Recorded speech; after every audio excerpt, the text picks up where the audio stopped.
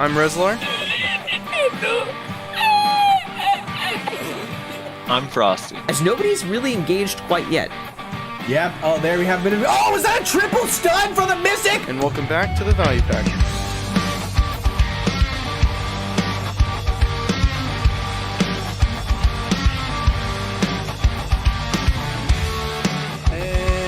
And welcome back, everybody. It's been a while. And if the first thing that you're typing into the comments section right now is, but Rezlar, where were you guys last week? First of all, how dare you? Because you're obviously not a part of the Discord, okay? The only way you're gonna know what the fuck is going on with this podcast is if you're a part of the Discord. Also, I need to mute my phone.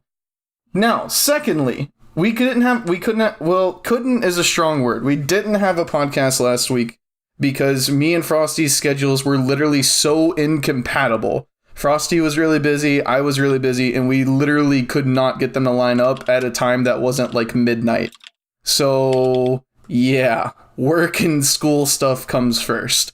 That being said, we do have a, we're good, yeah. We have a very special guest today. And if you can read titles, then I'm sure you already know who it is. It is the one and only FakeUniform. Fake, thanks for joining us today on the podcast, man. What up? Do you go by, what is it? Fake? What do people call you when you're just on Discord with your friend? I mean, people call me Fake.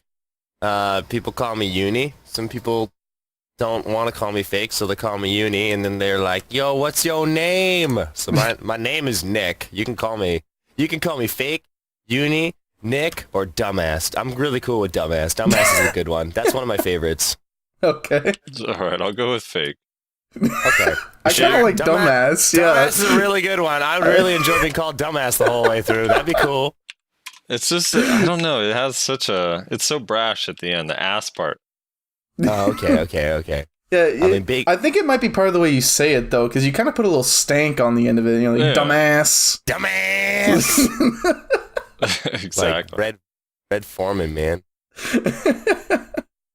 How's it going, guys? Thanks for the invitation and passing it through to join the convo. For sure, man. You talked to the right guy who wants to talk. Hell yeah. It was hard to get a hold of you. Your publicist was very, low. Yeah, well, first you gotta, go to the banana tree, then you gotta, get the permission, then the slip, and then the slip that gives you the permission, then you gotta talk to Sandra, and she's a fucking bitch. And then once you finally get through to Sandra, then you gotta wait the business days for the email, then the email comes through, then we need a signature, and then guess who the signature goes back to? You guessed it, Sandra!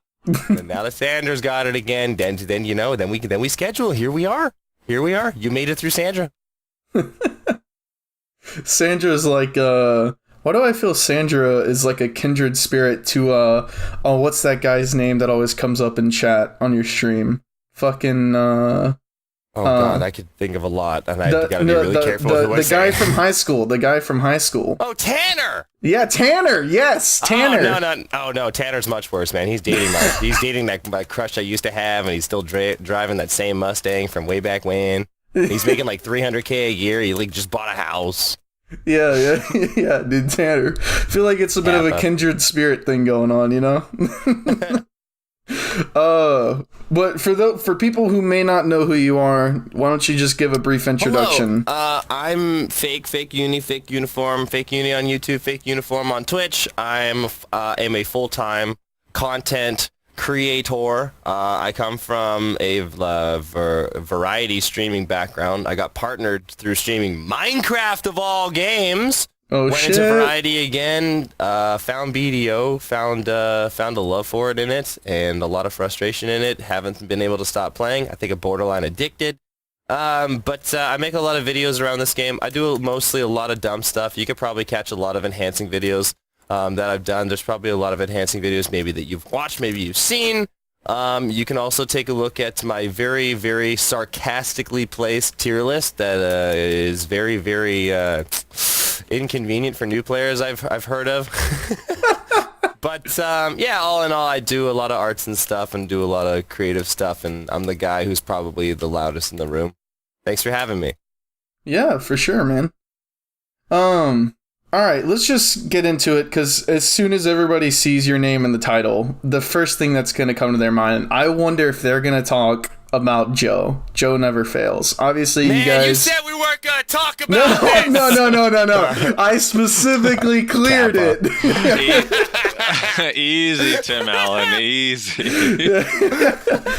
All right, so, what do you want to know, man? You want some context? Just what? Yeah, I mean, because here's the thing: I don't really watch a lot of streamers. I watch you a little bit, and I watch like a little bit of Zethian, and like that's kind of it. So I've kind of been out of the loop. So I mean, what's going on between the two of you? Those are polar opposites, by the way. Those are polar opposites. I mean, I'll give you the long story short and try to be as completely unbiased as possible. But right. like, how did it start, and where are you guys at now? Okay, well, long time ago, this guy and I used to be on the exact same stream team. We Are Legend. I believe Joe was doing Final Fantasy. I was doing Minecraft at the time. It was an MMO stream team. I still to this day question why I was on that stream team, but the leader of it said that they considered Minecraft to be an MMO at the time because there were things you could do where you could play with people. So it fit under that genre for him. So they wanted to be able to work in that directory in a sense. So I was like, okay, I'm not going to question it. They did a lot of great things for me, helped me out, learned a lot, gave me a lot of tough criticism at the time that really helped shape me. Life goes on. Joe and I have had we've had calls and expressed passions that we have and things like that and blah, blah, blah, blah, blah. And, he's given a lot of exciting advice on things that he think I could do, and I've exchanged it back and forth. We were good friends. And I think everything went very, very downhill as soon as we started playing BDO. There's comments made that I started playing this game because of him. And there was comments made that I started playing Striker because of him. And I think that's completely absurd and preposterous to say, because at the time that I started playing the game went on sale on Steam. And it was like the top of the town because the game was fucking $10. This was at the time that Summit was playing it. This was at the time that everyone just started getting into it. So my brand has always been Monkeys and Bananas since day one. Joe is very aware of that as well. And Striker is just one of the things that I conveniently or I ironically happened to choose. I tried playing Ninja, I tried playing Tamer, I tried playing Wizard, got all of them up to level 55, 56, awakened them all, and I went back to Striker because I ended up liking it a lot. And I played this game for myself. I chose my class for myself. I just down the road, him and I have grinded together and stuff like that at Pirate Island. We've exchanged pleasantries and blah, blah, blah. And things started to change when he got stream sniped, all the fucking time. All the time at Gyfins. All he ever got was stream sniped. And I never, at the time, I never really knew why he was. I don't know what he was doing to pick a bone with people, but it was one of those times where it was at the time, I felt helpless because I wanted to be able to help my buddy who was being stream sniped, but I couldn't because everyone there just fucking outgeared me, so what was the point? Down the road, Joe just kind of made a name for himself, and I think, I'm going to say it now, I think he made a name for himself sheerly through his fucking ego. He has a name that says he never fails, and when you live with an identity that you never fail, I think failing and losing becomes hard to digest, potentially embarrassing, where you develop this feeling of shame, feeling ashamed that you've lost or something. Thus, then you have to diffuse that through whatever way you handle it. And I noticed that these things are handled through ego, because he doesn't like fucking losing to anything. So. It's, I just remember, down the pipeline, there were people that came into my stream, were just directly shit-talking the guy, and I made the comment of, Joe's got an ego, but if you got through it, he's actually a nice guy. And I remember this picture perfectly. I was grinding at Centaurs. I remember this. And then I got a message saying, hey, man, didn't appreciate how you said that about me, blah, blah, blah, blah, blah. And I was kind of, thrown off by the message that he sent to me on Twitter, and it was what? What do you mean? It's I was literally standing up for you, but yeah, I'm not gonna fucking sugarcoat this shit. I'm I'd have to dig back into this DM to find the exact words, but I told him I was standing up for you, but you know what? Don't worry, man. I'm not gonna talk about you anymore because I said it like that because I thought that him coming to me about this was fucking ridiculous. So I said whatever, no worries. And then not too long later, I went to his stream. And then when I went to his stream, he just brought it up. He brought it up in kind of a friendly manner, being like, man, I was in your stream and I was eating my Wheaties and then I saw you say that, and then his eyes popped open and then he like made the gesture of he started eating his Wheaties faster, being like, what the fuck did you just say about me? And as soon as he said that, I was already bothered by the first like approach on it, because it just felt like someone was protecting their fucking ego. And then I said in his chat being like, you know what, man, this is just weird. Like I just left. And then after that, I unsubbed. After that, I unfollowed. I unmodded myself. And I did that. Nothing to do with it past that. I was like, no matter. Basically, in my opinion, like from where I was, it was like, if I say anything, there's nothing I'm going to say in terms of like, I can give to him in terms of criticism to help a person improve that he's going to take, because he just knows what he wants and how he's going to do it. So he's got it. Apparently, he's got it all figured out. So I said, fuck it. I just left. And then, dude, I hadn't heard anything or talked about the guy for the longest time. But every now and again, I get like these and this is the thing. When you talk shit and you run your mouth, it's not that one person comes to me with these fucking issues. I get like, my Discord fills up with it. I get a fleet of people that are like, oh, did you hear what this person said? Did you hear what this person said? Did you hear what this person said? And yeah, like it's pretty fucking immature when I get to hear about this all the time. But eventually, like in this industry of entertainment, when you're that deep into it, people are looking for a reaction. And it's one of those things where it's like, well, you know what? May as well give it to them since I'm hearing this all the fucking time. But like, I wasn't there yet. I wasn't really pushed over the edge. You know, the guy drops like freestyle raps, and I'm just gonna say that, and people are like, oh, like, you know, Fake every now and again does like a chat rap in his stream where the stream puts one word in the chat and I have to rhyme everything that chat says, and most of the time it sounds terrible, but it's just fun, and I'm willing to embarrass myself because I think it's fun. And making yourself vulnerable like that, I think, is fun for people. It makes them feel like they can be closer when you make those mistakes, and I think it's a good thing. But people were like, oh, well, you and Joe should rap battle. And I'm like, I'm not really going to humor that idea. But like, I get other comments from the other spectrum of things where it's like, oh, check out this clip. Oh, I destroyed this dude's rap career. Oh, check out this clip. Oh, this dude can't do this. Oh, check out this clip. Oh, I'm so much better. This, that. Every single way that I can just be number fucking one. And I get like repetitive amount of fucking shit like this. So it's like, whatever, just brush it off. Joe being Joe. So it's like, and then eventually down the road, I just get this moment where like the dude's grinding at Gyphins, and then some comment made about how should a mystic be handled, and I remember the person in his voice cons being like, a mystic should always have their bananas on them, blah blah blah blah, and the guy was just trying to be funny. And then all of a sudden, like, Joe just pipes up going like, no, I'm not listening to this shit. No, fuck this shit. No. You're like, you really, like, no. This banana shit, blah, blah, blah, needs to stop, blah, blah, blah. I swear to God, like, no fucking ooks in my chat. Okay, you know what? If anyone puts an ook in my chat, you're getting banned. And then people started putting ook. And then he goes, are you serious? He's like, you guys actually want to go there? And then people started putting ook. And then they started getting banned. And then they started using my emotes. And then they started getting banned. And then it was like, what do you think happened? All of those people message me being like, yo, check this out. And when I go to check it out and go to watch it, it's like, this is what's going on. So I tipped him $5 being like something along the lines of how bananas last forever. And I said, like, bananas last forever, bananas never die. And I mentioned in the spectrum of like, they always grow. Trees are always here. They're always going to grow back even if you eat them. But he had a clever comeback being like, bananas never die. And he picks up a banana peel and he shows it to the camera. He's like, bananas never die, really? And then I was just like, man, I'm like, that's the peanut brain way of thinking of it. But hey, that's a good response. So but because he said that, I tipped him another $5 being like, bro, your attitude sucks. And like, he had no problem doing all this in front of, I think it was like 250 to 300 people. So I had no problem being like, bro, your attitude sucks. And that was the wrong thing to say, because at that point it was like, I think he acted like he was being personally attacked or something, because it was just like, do I go in on this guy? Do I go in on this guy? Do I go in on this guy? So blah, blah, blah, blah. And it was like, what is he really going to say? So it goes off and chimes off about how like, oh, ook, ha, ha, ha. That's a name that a monkey, there's a noise that a monkey makes. Ha, ha, so funny. Ha, ha, ha. Banana, ha, ha, ha, ha. Oh, this is so funny because this is the only piece of content that I have. It's literally the only thing that I actually bring to this fucking directory.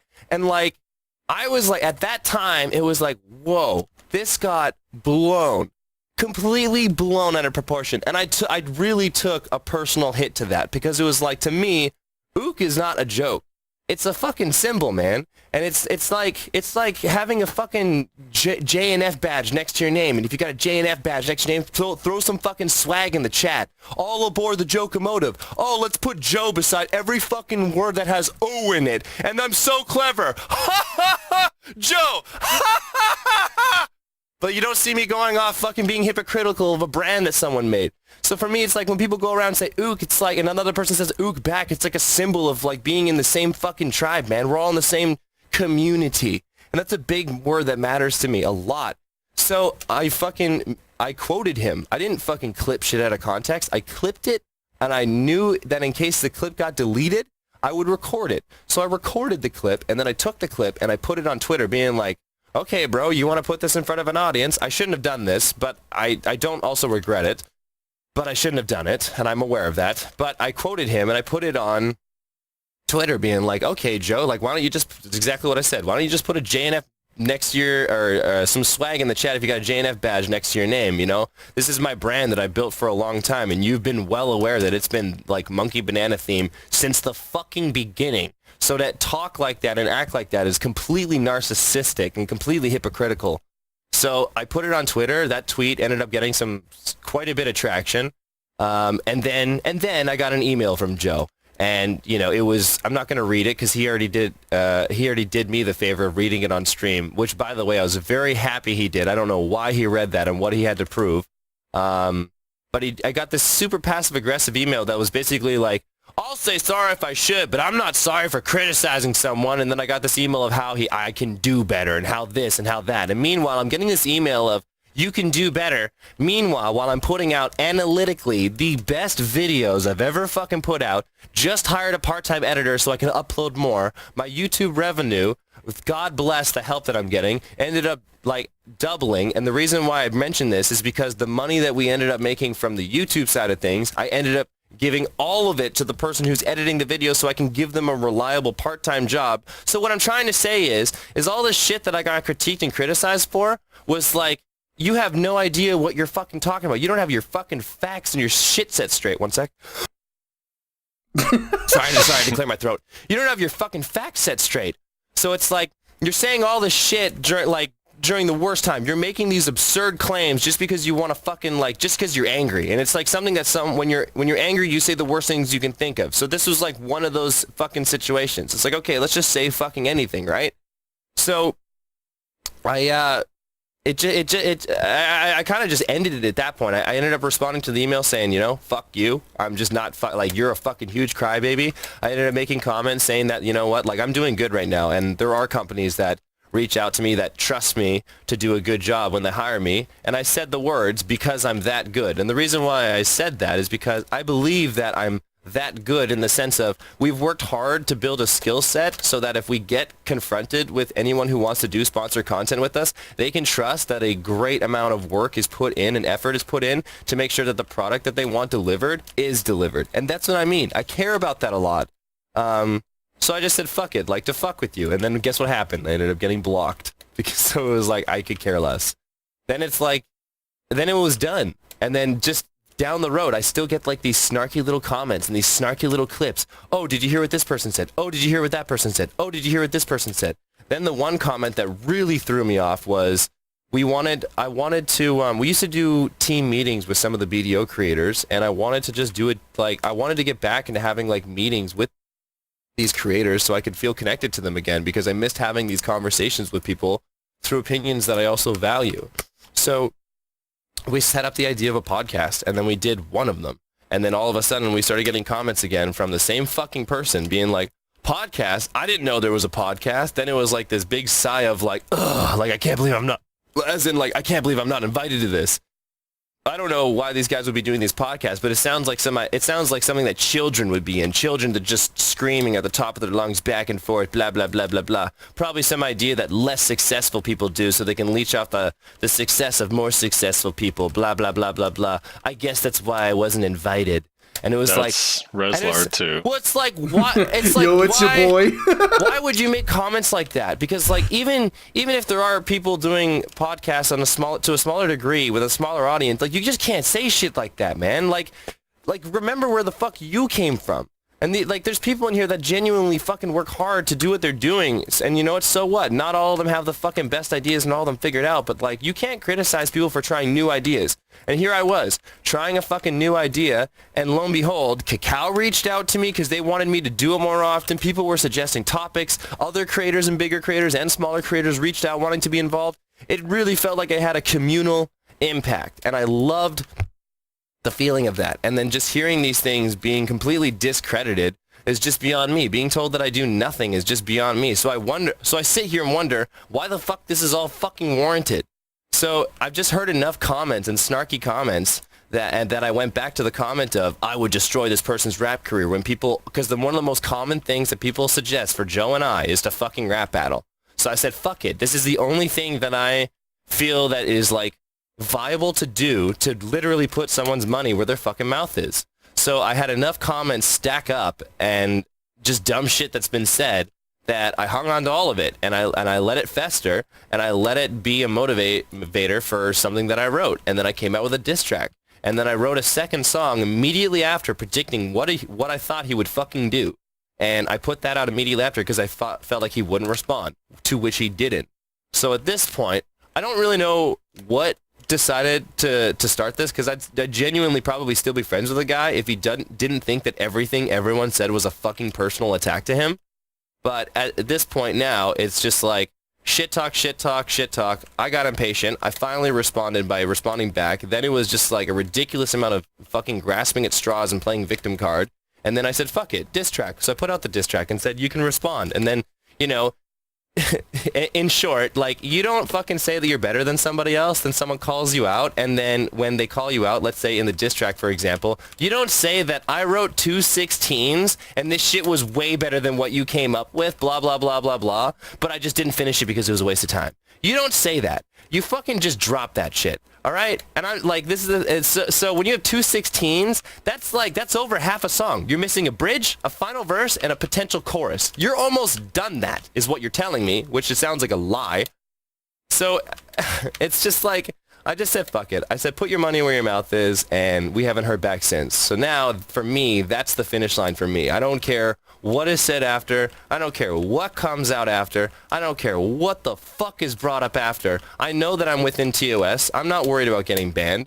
And I'm done. I'm done. I've hit the finish line. I've literally just, to myself, proven the point that, yeah, this guy's just going to keep fucking talking and is going to act like a fucking turtle when shit goes south and shit finally goes a little tough.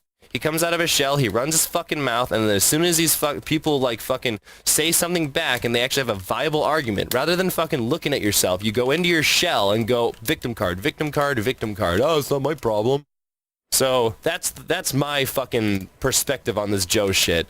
So now I patiently wait to hear back of this childish blah blah blah blah blah, waste of time, blah blah blah blah blah. This is the only piece of content, blah blah blah. Like, I even got told when we had this little argument, like, go ahead and stream this email. It's probably the only piece of content that you're gonna have. Enjoy the ride while it lasts. As if he just thinks he's the biggest fucking deal in this fucking directory.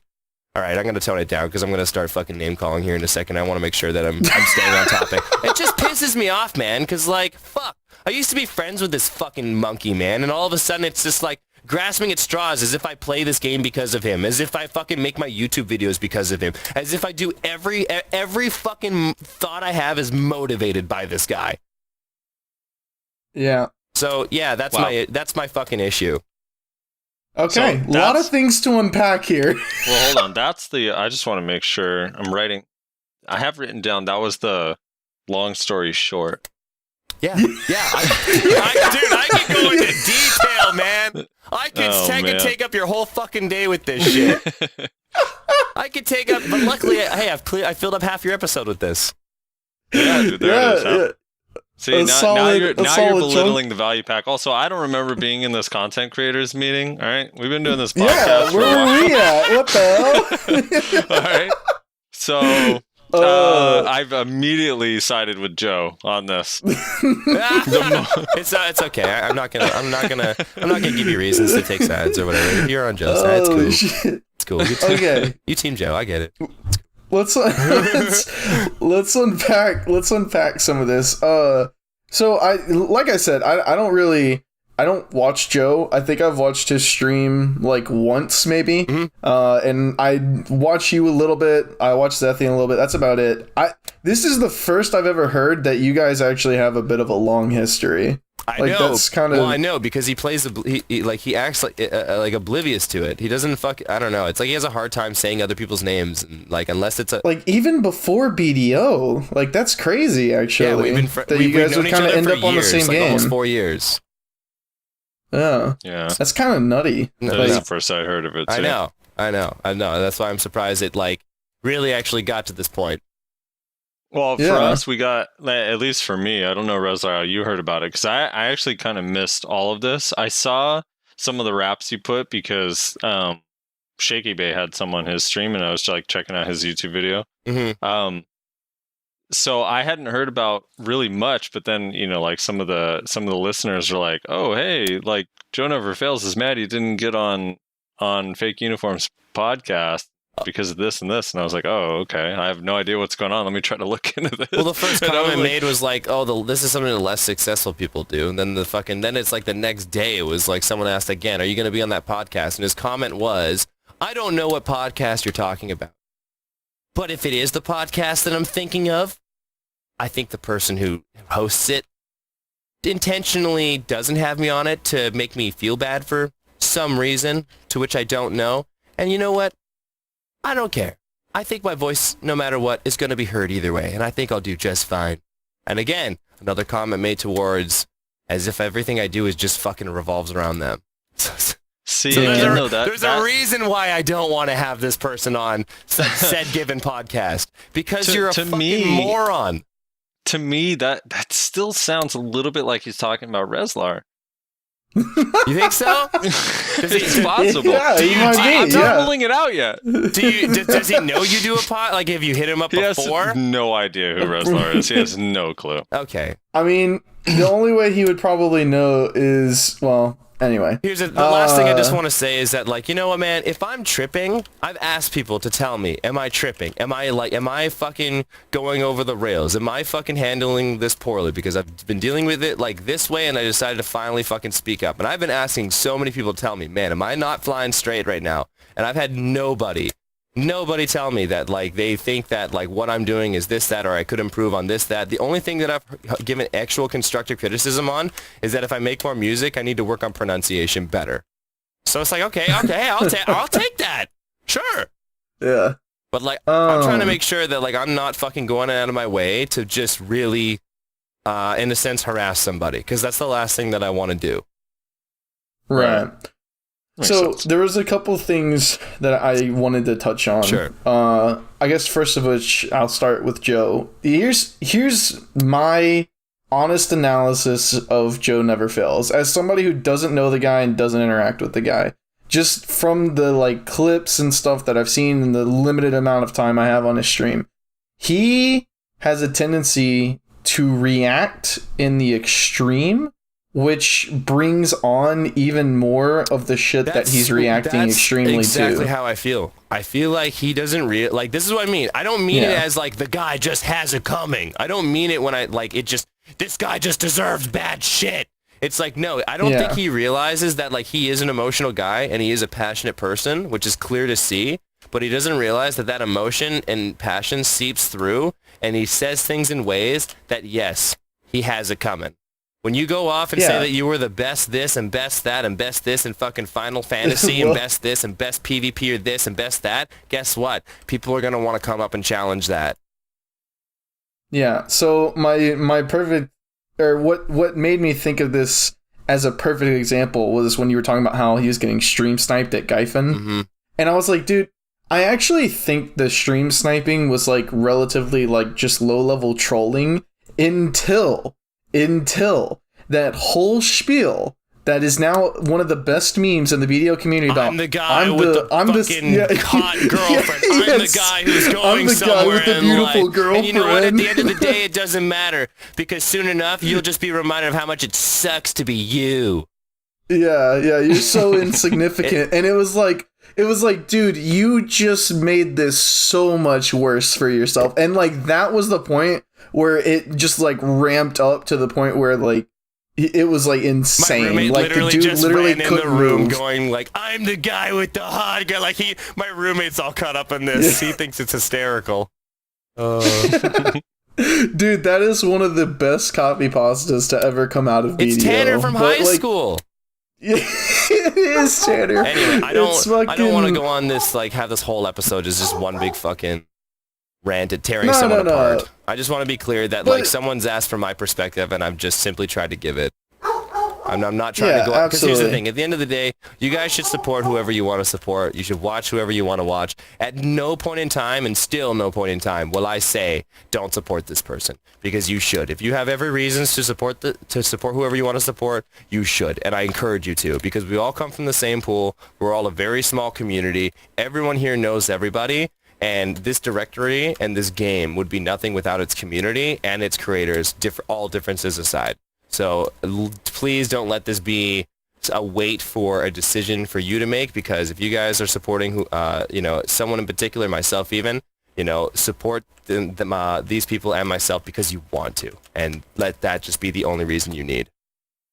Yep, so make sure to like this video, join the Discord. I mean, that was a good opportunity for a plug. I understand. I set you up. So the next thing that I wanted to touch on that you kind of brought up briefly was like the podcast. So you guys do the podcast called what? Beyond the Screen, into the mind of the creator. Yes. Yeah. And you guys have had like fucking everybody on there, like all of the big names on there. I mean, I guess so. Yeah, huh? And it's like, I think it's awesome. And there's a bunch of people in like, I won't say a bunch of people. There's some people in our community that have kind of been like, oh, look at that, like, you guys are gonna, like, they're dipping into your market, like, all this, that, and the other, and it's like, okay, dude, calm down. Like, we need more podcasts, in my opinion, for BDO, because here's the thing about BDO.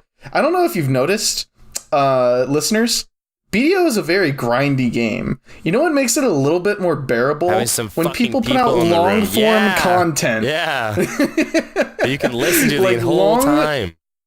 Yeah, long-form content for BDO makes the grind a little bit more bearable. That's why Frosty sits in Discord for 8 hours a day. So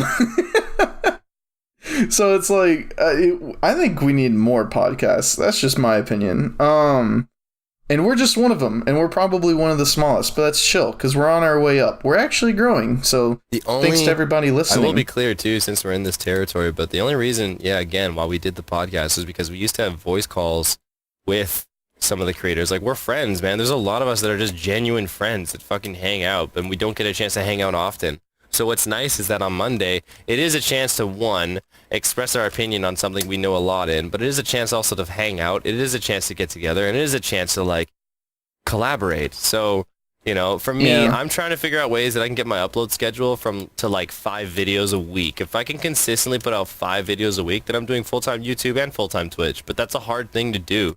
So we're trying to figure out ideas where the workload at the same time isn't necessarily as grueling in comparison to some other projects and is realistic to put up, but isn't taking away from everything else. And that's why, we tried, I just said, why don't we try this once? And then when we tried it once, it's like our first recording just had so much positive effect. There were so many people that were like, when's the next one? When's the next one? Can I get on? When's the next one? It was like, oh man, it's like I didn't really think I was going to turn to a podcast channel, like with everything mixed in the mix, but also at the same time, this is kind of what I wanted.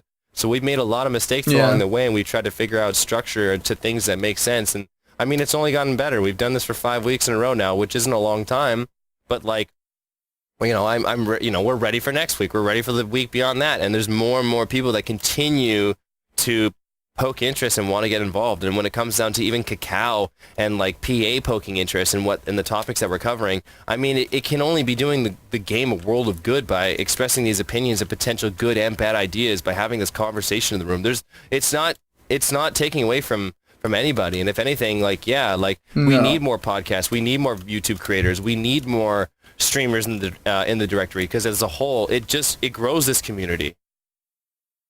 Well, Yeah, absolutely. I do have one objection. By the way, if you upload at the same time as I upload this podcast, you're a dead man. No, you had Laven on. I was listening to an episode, and you had Laven on as one of the guests, and he's been propagating this notion that Kuno might be better than Ninja, and I don't think that's good for PA or Cacao to hear, because it's not true.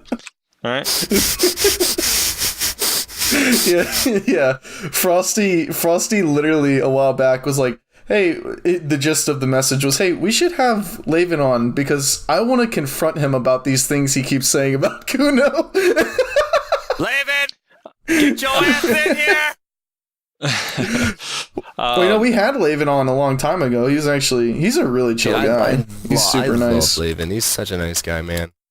He was one of our first, like, I mean, I don't want to put people in categories, but like, kind of have to. He was one of our first, like, big name guests that we have, and I'm super grateful to him because I think our podcast actually grew quite a bit because he was nice enough to come on and hang out with us for a while. Heck yeah, dude. So, well, fucking ooks, I need some ooks in the comment section, and you better sub after. I swear to God, if you don't, no bananas. Literally none.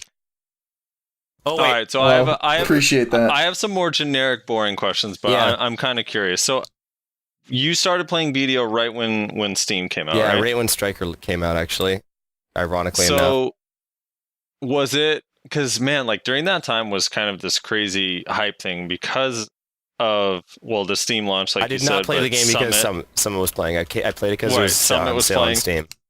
So my question is, how long after you started playing did you start streaming, or even, Almost because you said immediately. you were streaming before. Immediately. Okay, so you were streaming immediately. Yeah. How long before people actually, like, took to it and actually, because if you come from Minecraft, it's super different. Dude, I'm sure you had some community that came over. I was streaming PUBG, like, mainly as well, but I will say that, like, I honestly lost almost all of my community because, like, it's a very different game. I'm going from doing creative stuff to doing, shooters, and then going from shooters to doing MMO. Like, it's such a different pool of interest. So, it wasn't taken lightly. A lot of my big supporters said they can't watch. They just have a hard time watching it because I'm just fucking grinding all day, et cetera, et cetera. And I mean, it makes sense. And I think honestly, I think everything started to really turn around when I started making my YouTube channel, and I forced myself to do a 1-year challenge, and I uploaded 2 YouTube videos a week. But those 2 videos that I put time into, like, I put my fucking heart into a lot of them. And when I got 3 videos and 4 videos out a week, I felt super accomplished because I was doing it myself. I was doing private recordings. After I completed my 1-year challenge, I wanted 100 videos done in a year, and I did it. And when I finished that, I figured out ways to make my recordings a little bit more convenient. I found ways to make time management much more manageable, so I had way more time for the edit, and also giving me more free time. Then I got, bring someone else to help me edit some stuff, lighten the workload, et cetera, et cetera.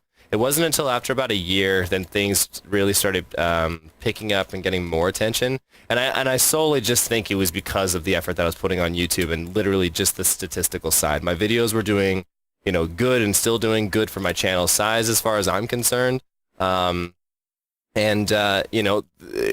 not really many video creators on YouTube. There's not. There's a very small handful of them. And, with that, and I don't see other creators as competition, but I'm going to use the word competition. There's no competition in the directory. So it's almost like having this directory of an audience that's waiting for someone to give them stuff. So, I just put a lot of care and attention into what I was doing, and I was making a lot of enhancing videos for my gear progression because I just wanted to simply document my progress. But then people ended up being like, hey, like, I really like this, that you're doing that. You should do more of that. So I just kept doing it, and, I think everything's really started to change when I started putting out videos, and rather than people coming to my stream, seeing this guy, I'm going to blow smoke up my ass here for a second, but seeing this guy that's got, like, this nice overlay, these nice panels, these nice artwork, it's more than that. This guy is actually, like, a visionary in a sense, and I was hoping to give people that perspective, he's going to grind, but then like, all these moments that happen in the stream, he's going to put this in a video, and people can count on that from me. And over time, I think that's where it really the viewership started to grasp a hold of what I was doing, because I was trying to put out stuff that I felt like was impacting to me, and hoped that it would be impacting for them, for the viewer to watch, and having like relatable moments like Tet Roulette, blowing up accessories, and then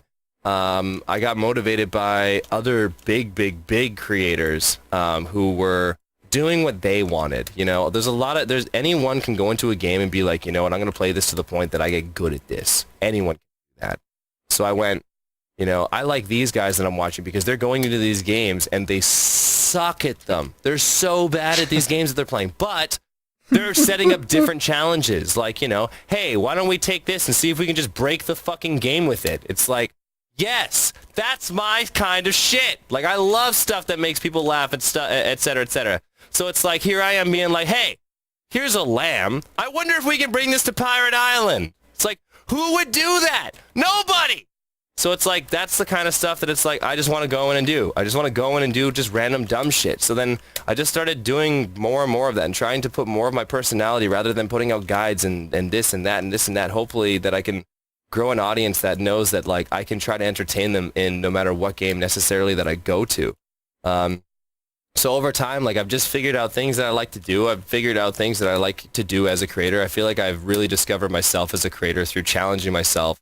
And it's not necessary, not to say that it's easy either, but like things now make so much sense with what I'm doing, and my goals are very, very clear to me, and I don't, grind away the day hoping that, my sub count on Twitch or my whatever is going to go up. I just don't care anymore. It's just like, I'm just going to do this. This is my goal. I'm going to do this. When it's done, I'm going to make this video, and hopefully people are going to love it. And I'm very grateful that support has come behind that, and allowed me to really push that vision, because again, I have big ambitious goals that I'm saving up for, but like my number one focus is like my community. My number one focus is having fun, and I think that everyone started to get more attached to my content and what I was doing when I started to put out that style of content and more specifically cater to YouTube. Right. I have a follow-up on that. I had a friend tell me, because you're probably the most successful BDO YouTube creator, at least consistently. Mm-hmm.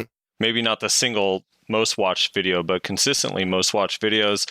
And a friend of mine was saying that we were getting into an argument, and it just kind of had me think about this. So someone who's YouTube creating, they get into this mode of like, this is what they do for a living. They're not working. This is what they rely on. And he was saying that someone like you probably doesn't even enjoy BDO anymore, that you're just forced to do it because you have to for a living. Do you feel that way, or do you still enjoy There's BDO? Days where you definitely feel forced.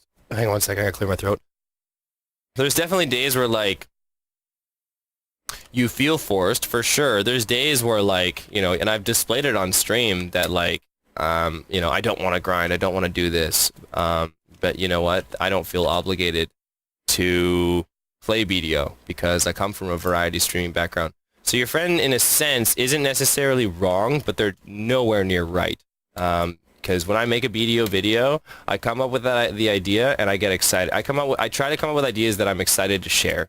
And I try to, or I'm trying something different and want criticism on, and that still excites me, delivering that final product every time it does. And it excites me more because I've got like a thumbnail artist who does all my thumbnails now, and they do an amazing job. I've got someone who I'm trying to give bigger workloads to in terms of video project wise, which again excites me. It becomes exhausting when you're the only one doing the workload. That's when it's like, I gotta fucking do this and I don't want to, and like, I've already streamed like 60 hours this week and now I gotta put in 40 more hours into YouTube this week. Like, yeah. So there's a reason my solution to that is getting help. And clear, it costs, which I'm prepared to do, and it's fine. But like, there's not one idea that I try to rush out and try to put out. You're not necessarily going to like every video that I do put out. I don't expect that, but there's not one video that I put out that I've rushed out. When the editor's done a video, he's making changes on videos almost every single time, because I'm making sure that, like, even if it's one thing, like one of the last videos, there was nothing that I asked the editor to change except the intro was too loud. I asked him to adjust the volume on it. And like, I'm like that with every video that I put out. I care about it that much. But here's the thing: when I get burnt out and I don't want to play this game anymore, I go play another game. I stream another game. I come from a variety streaming background, and I get my old audience that comes to join me when I'm playing other things. I've been playing Remnant of the Ashes as of recent, and I've been having a blast with that with my younger brother. And you know what? Here's the thing. When I play another game, every other game is easier to make a YouTube video on than BDO. Every other game that I played is easier than BDO. BDO is one of the most challenging games that I've ever fucking done regular YouTube content on. It's so hard coming out with regular good content for BDO that isn't just only PvP all the time. Like, really, if it's not enhancing, if it's not PvP, and if it's not a guide, what are you going to come up with? Because like there are three things that people love in this game. It's enhancing, so RNG, PvP, or guides, so they can learn how to do something better. So I'm trying to think of ideas that don't necessarily fall underneath that category, because that's kind of it's a challenge, but it's also exciting. But like, yeah, admittedly, I can get burnt out, but I don't. But if I do, I take a breather because I'm very aware of like when I'm at my best and I'm not at my best when I feel exhausted. And when I feel exhausted, I take a breather. Now I've been away from BDO. I mean, I played BDO for a while last week, but like I was playing other games last week, etc., etc., etc. Now this week we've got a fucking drop rate bonus for grinding. Oh boy! Thank God! All I want to do is grind today. So it's like I really have to try to tackle I'm going to use the word mental health. I really try to tackle like my mental health to make sure that I'm in a good state, to make sure that I'm excited for what I'm bringing, because it is exhausting hitting a brick wall and then feeling like you have nothing left. So that's why I try to challenge myself with dumb stuff, and even like working with my audience and doing other random stuff, having these just dumb in-game things. And yeah, again, if all else fails, I just take a break. I take a breather. Because like I'm not going to force myself to stream every single day. I'm not going to force myself to upload, my upload schedule that I want to hit. If I don't hit it, I feel bad. But then again, when I compare myself to 2 years ago, I wasn't even doing YouTube. So for me to feel bad about not uploading 2 to 3 videos that week is kind of a good thing. It's good that I feel bad about that because I wasn't used to having this much of a workload before then. And before, I didn't even think I could handle this workload. So it's all within being realistic with yourself. So yeah, in short, your friend is kind of right, but at the same time, I think they're very wrong in the respect of like, that's when you have to be aware of what you like and how you're going to take care of yourself. Because yeah, like I have an audience in a sense that and some people have an immediate need for that creator to be there for them so they can watch and get their fill of entertainment. So it's all trying to find a fine balance of knowing of, when I'm exhausted and don't want to do this, how can I? And that's by trying to find other things that have fun. When there's a drought in games, though, that's what sucks. Because the one thing that I'm waiting for is I'm waiting for the game that's the healthy balance between it. I'm waiting for Arcade Remastered right now. Like, what if Arcade Remastered is a great game and it's a healthy balance between, BDO? Because then I got this game that I can get annoyed of and eventually frustrated with. Then I just go switch over to this for a bit. Then it's the same thing, vice versa. Come back and do this. Dude, what do you mean? Classic WoW just came out. Yeah, and I'm going to be playing Classic WoW this week as well. So it's all like trying to find a happy balance, a healthy balance, and also accept that not every video is going to do good. You know what I mean? Like Minecraft is still back in a fab right now. We had a bunch of buddies that got together and played some Minecraft as a joke. Laven and I, and my brother and a couple other buddies, we all got on a Minecraft server and we're just joking around, messing around with each other. I still have to edit that video, but statistically on my YouTube channel, like that won't do good in comparison to other videos, and that's okay. That's okay. Not everything has to be like number crunches. If you're going right down to the number and the hard line number every single time, like, yeah, that is definitely something that is going to absolutely stress you out too on top of everything else. So like, that's why I've also tried to make sure that also BDO isn't my number one focus, even though like at the same time, it also should be, if that makes sense. Right.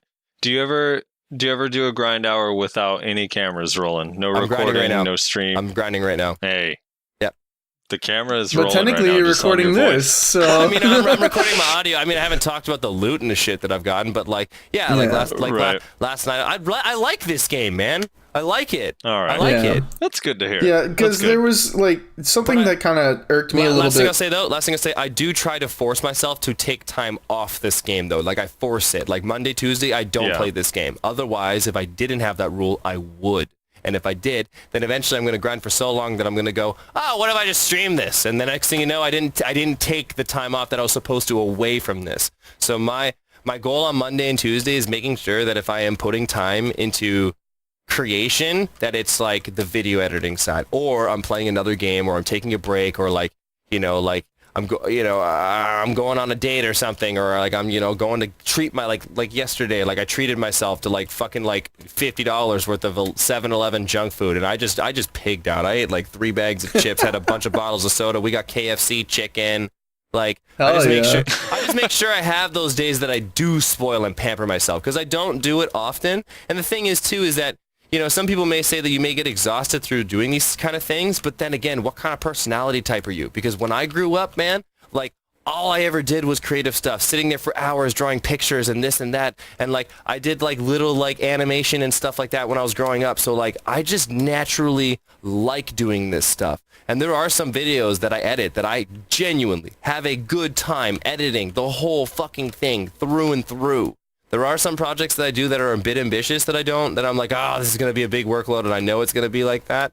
But for the most part, almost everything that I've done, I do enjoy to some degree. There are some videos that I do feel like I get out, so if I feel like I'm being, forcing things, again, I just throw it to the editor so I can take some time for myself if needed. Anyway, sorry. No, you're fine, man. There was something like, last podcast we had Shaky on, and he had something very similar to you, but I think people got confused in kind of the way he said it. He basically was just talking about how, like, it's really hard to, like, make content in this game, because, like, there's not a lot of content, like, it's a very small sandbox. YouTube. It's a very small sandbox. You can only build so much in this sandbox. So, go on. Well, I was just going to say, people kind of took him saying that as, like, wow, it sounds like Shaky really hates the game. And it was like, well, he didn't say that he hates the game. He's just like, he needs content. That's his as a job. Creator, we wish there were more things that we had to make content in, right? Yeah. Here is a very limited sandbox. So like one of the things that I did recently was I saved up 1 billion silver, and I went to the night vendor and I bought, no matter what the night vendor gave me, I bought it. And I got like 5 boss items within like the first 3 rolls, and I bought them all. And it was painful. Super painful. And like I got it on camera and everything, blah blah blah blah blah. But it's like you were like, please get sharps, please get sharps, yeah, please get the whole sharps. time, right? So it's like I just wish there was a variety of options where I could really go against the grain of stuff. But it's like, yeah, we got Night Vendor, we got Node Wars, we got Siege, we got enhancing, we got some PvP. There's grinding, there's life skilling. There's traveling across the map. There's the fucking Griffin ride. Now it's then what else is there? Right? But it's like if we talked about a game like, let's say, I don't know, like, let's use Minecraft for example. Minecraft is your own canvas. I can do whatever I want. I can build whatever I want, roleplay whatever. I can make whatever world I want, play within the whatever. Like, there's so, like, Minecraft is the best $20 you'll ever spend if you really have, like, a creative mind or, like, modded and this and that, mod packs, this, that. BDO, it's very, like, it's very limited. So as a creator, I get where he's coming across in terms of, I think what he's trying to say is, I wish there was a variety of options of things to do in the game, so there were a variety of creative things that we could think of to do within this game that people would be entertained by. Because, like, yeah, I could do, like, a grind with me video, and then the next day do a grind with me video, and then the next day do a grind with me video, and then the next day. You know what I mean? So it's like, right now it just feels limited. Somebody I was in a Discord with, I can't remember who it was for the life of me, but it was like a year or two ago probably now. They said something along the lines of, like, BDO's content is, like, a very, like, wide and long, but very shallow sandbox. Like, there's quite a few things to do, but, like, there's not actually a lot of depth to them, honestly. And I think the context that he was referring to was specifically, like life skilling and PvE. Like, there's a lot of places to grind, but at the end of the day, it's all the exact same. And it's like, there's not a lot of complexity to it. Now, they're shaking things up a little bit with places like, Sacrea, things like that, and the what's it called, the new zone that's coming out that's supposed to be like group oriented, right? But like at the end of the day, it's all the exact same. And they were kind of having a similar feeling about life skilling. I don't know shit about life skilling, so I can't really say anything about that. But chop, tree, mine, rock, make, crate, alchemy, cook, this, sell that imperial trade. Huh. So I don't know. I think that's a pretty common like feeling about BDO. Like you get into it and you're like, oh wow, there's like so much to do, but then like, is there? Like, I don't know. There really is, but like is. for a creative outlet, there's not. So that's why I say like it is kind of fun challenging yourself to do what you can in this very limited sandbox. And that's why like, you know, I'm going to go back and just say it feels good having almost 200 videos made around BDO, and none of them feel identical unless they're like an enhancing, right? But like none of them feel like they were a repeat from something as far as my opinion goes. So like, are you gonna do Great Ocean content when we get that new stuff? I mean, explore the waters. I don't see any reason why not to, because like for me it'll be new content. First reactions are a big thing, so I always try to make sure that I'm doing something and I capture my first reaction, because it could be disappointed, it could be whatever. So I try to make sure that I do capture that. I'm hopeful that within the Great Sea content, I'm really hopeful that I can do some dumb shit. Like I really want to be a pirate, man. There's some trade items and there's some coins and there's the this and there's the that. I'm not gonna lie. I'd like to have like one time where I could just get on someone's boat and just fucking make them go back or some shit. I know some people are gonna be like, "Wow, that's really mean," but it's like I don't know. Like I think it was one of your videos. I'm like 90% sure. Did you have a video where you were watching the Great Ocean like trailer and you saw the man going underwater and you just went, that's $40 right there. The underwater costume. Yeah, you bet your ass that's $60 right there. Yeah. Dude, I fucking died. I was like, holy shit. Oh, so, you know what's gonna happen. So I mean, like, yeah, I'm always excited for that. The biggest thing that I'm the most excited for, man, just want some group grinding content that's like competitive with the top grinding spots. I want it to be competitive.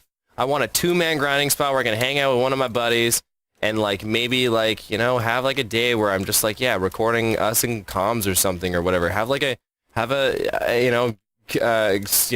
record being contested and going up and taking spots from people. Not just fucking Miramok, because honestly, Miramok isn't that rewarding of a spot to necessarily earn as far as I'm concerned, where I'm at in the game anyways.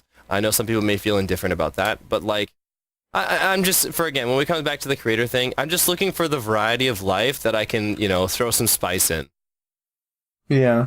You should do what Shaky did. He had some poor man carry a lamb all the way to, I think it was Piliku, so that they could have the declaration of war dropped from their guild. That's hilarious, man. I ended up pushing a wheelbarrow from Erhaza. Oh, sorry. From Calfian to Erhaza.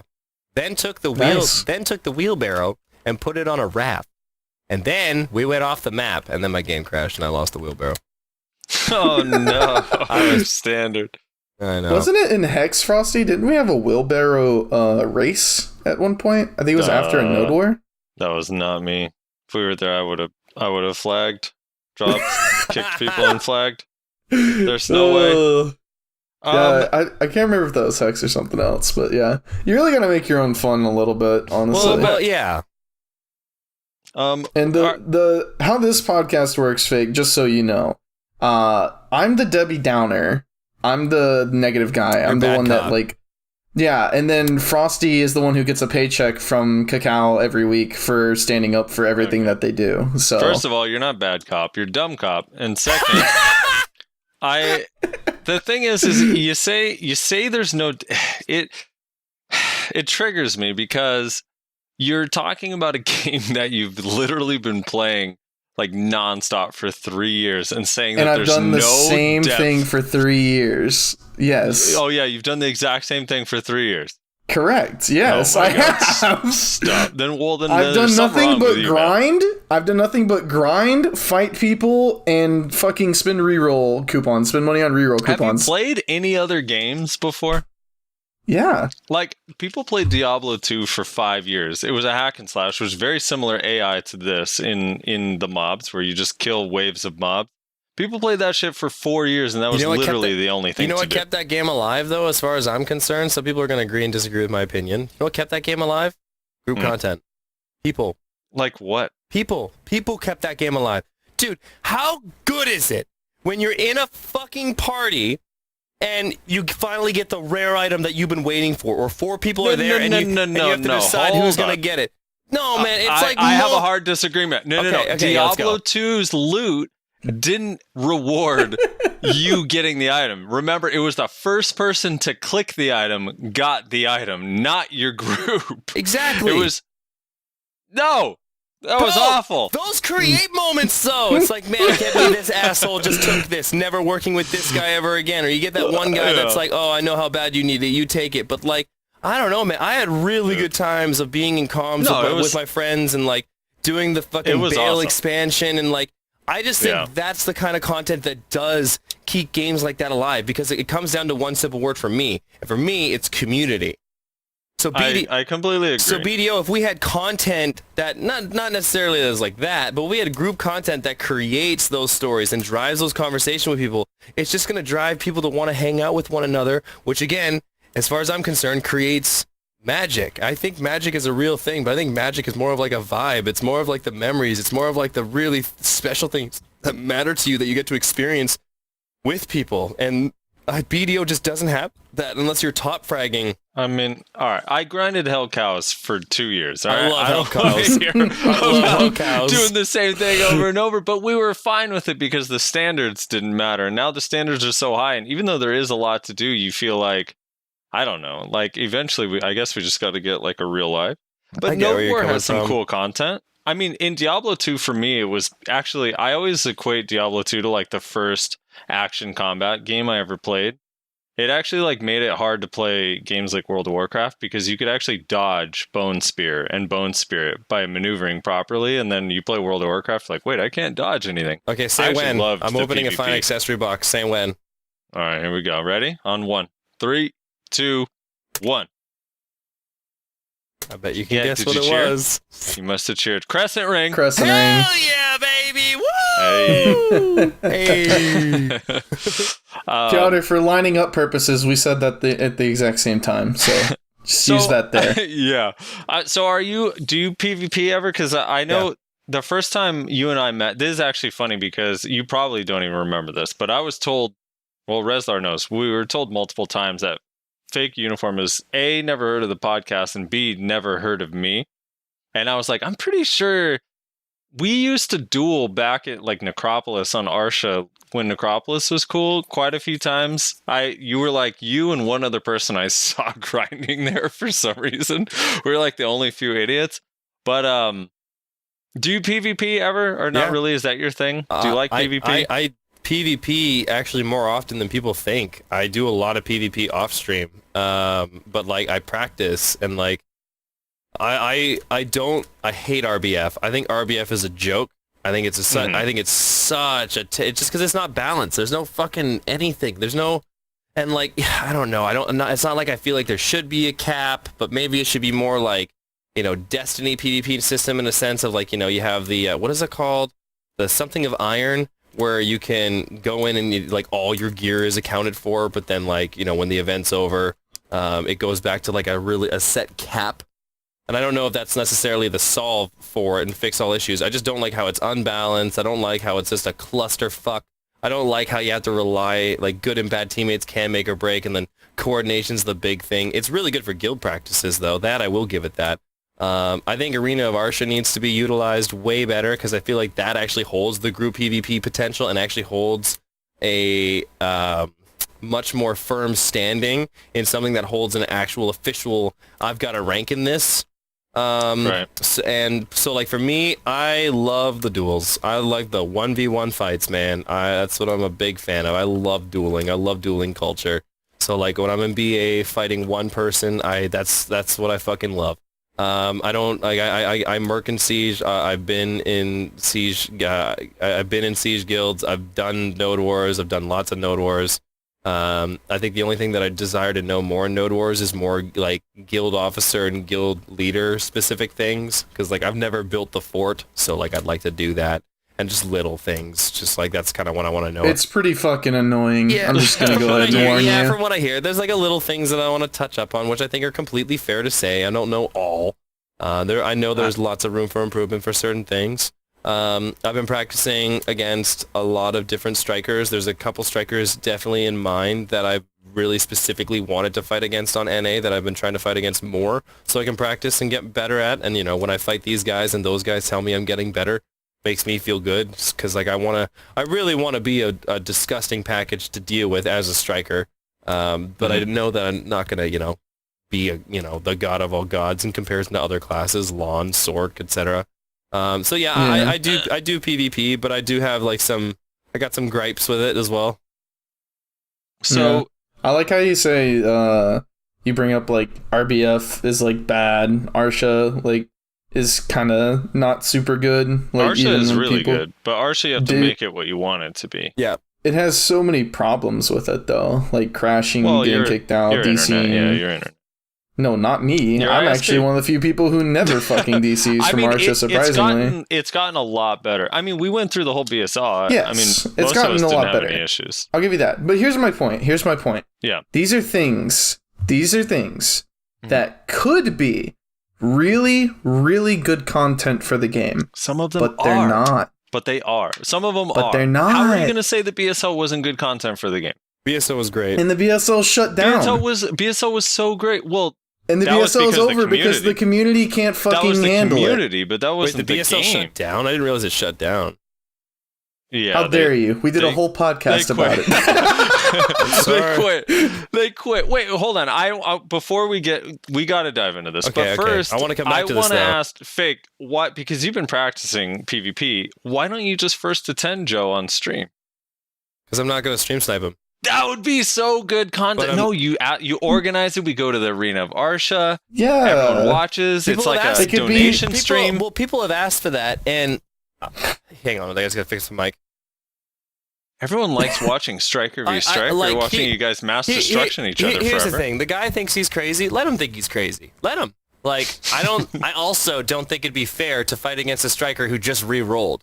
I genuinely don't have an interest in fighting against a striker that just re-rolled. I think this is going to sound so mean, and I don't mean this in a mean way, but like, there are so many better fucking strikers to fight. Because wait, didn't he beat you 7-0 in the PvP trial for Black Rose though? What? I'm just kidding. What? He wasn't there. He failed his three. He failed 3 trials. It's a joke, Fake. It's a joke. I know, but you're going like he failed 3 trials. I passed my first one. Like, see here. So like, here's where I kind of. All I'm saying is, yeah, I'm down for that. But like, I don't think it'd be that fair. I like that. Again, let me preface this. I fight against the best striker that they have in BR because I think the best striker they have, by the way, shout out to fucking Purple. I think Purple is like one of the best strikers in NA. And he has a gear set that complements Striker so viciously. I have to 3 combo Purple to win. So like, Is he Teenage Mutant Ninja? Yes. Something? Yeah, okay. He's a god at Striker, man. He's so... You've obviously never fought in Swavey. Well, I gotta... Stop. So all I'm saying is that, like, you know, I just think there's better competition to fight against. So, like, my motive isn't also to, like, take advantage of someone who's just re-rolled to the class, has no... I know, I'm kidding. I know, but, like, you're getting an answer. So it's like, I have no interest in fighting someone that's lacking on skill points, this, that, probably needs to practice, because I'm not going to go there and say, like, I'm better at somebody than this, that, when you can give, like, the really most obvious reasons, and I don't mean it in any sort of competitive way. So lo and behold, if he's actually listening to this and still listening, like, I just genuinely don't think that's a fair fight. So it's like, yeah, I'd be down for this, but like, give the guy like some time to practice and figure shit out on a more detailed level. I've been playing this and maining this class since I fucking started playing. So it's like, and I still take the time to try to practice against who I think are the best people who play this class. And I'm telling you, man, he's not one of them. Yeah. So here's my question, and I want to preface this with, I don't know a lot about Joe. I've said this before, but I'm just, from my limited time on Joe's stream, I specifically remember, and I remember because this is counter to literally everything else that I've heard and everything else that I've seen. I specifically remember him saying he got like destroyed by some ninja in like Akhman or something.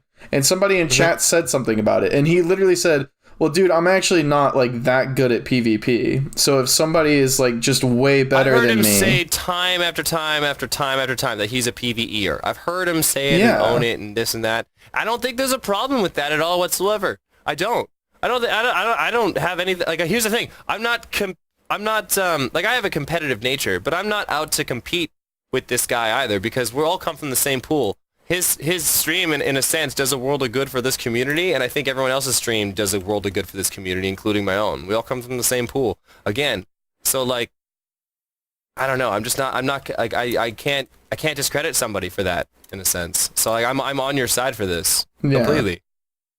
And I don't think I'm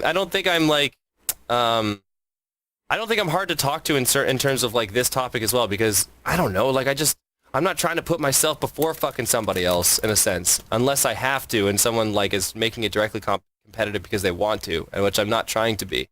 But yeah, again, like, there's just bigger things that genuinely fucking interest me, and, like, fighting someone who just re-rolled is not one of them. Yeah, you gotta fight Frosty. Choi said he's one of the best Kunos you've ever fought.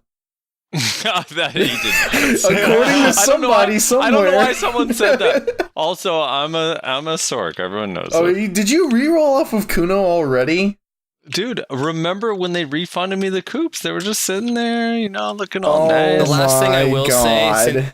The last thing I will say, since you brought up the Joe topic, is there's only one thing that I've been interested in really proving, with the reason why I really put my foot down on so much. I really wanted to prove to people that I'm not sitting here lacking creative ideas, and I'm not bringing an old record on repeat to this directory. That's the one thing. That's the biggest. If anyone wants to know the biggest things that I took to heart, the biggest things I took to heart was being belittled and not necessarily criticized. Like, again, I'm just going to use belittled. Belittled for everything that I feel like I do because I give back a lot to this community. And I do try to creatively express myself in a lot of things. There's a lot of things that I haven't told people still that I've done in my life that I do creatively exceed in and excel in. And, like, so when someone's, like, challenging my ability where I feel strong and making it sound and denouncing it, making it seem like I do nothing and I'm, like, worthless, as if I don't even belong in this shit, like, that's the shit where, like, that's the reason I piped up, was because it felt like that was all being challenged in a sense, where it's like, you know, just made me go, like, how dare you, in a sense, if that makes sense. Right. No, that totally makes sense. I get it. It's kind of, yeah, it makes sense. Anyway, what were we talking about before we kind of went off on a tangent? We were talking about Arsha, PvP, do I PvP? And I said that I like duels, not a big fan of the RBF. I don't mind the large node war scene. It's interesting thinking of how people are now going to be, like, directly coming back into the C scene now that everyone's catching up to gear scores. I have to interrupt. I just hit the ruins on a whim. Nice. Hey! Oh, shit.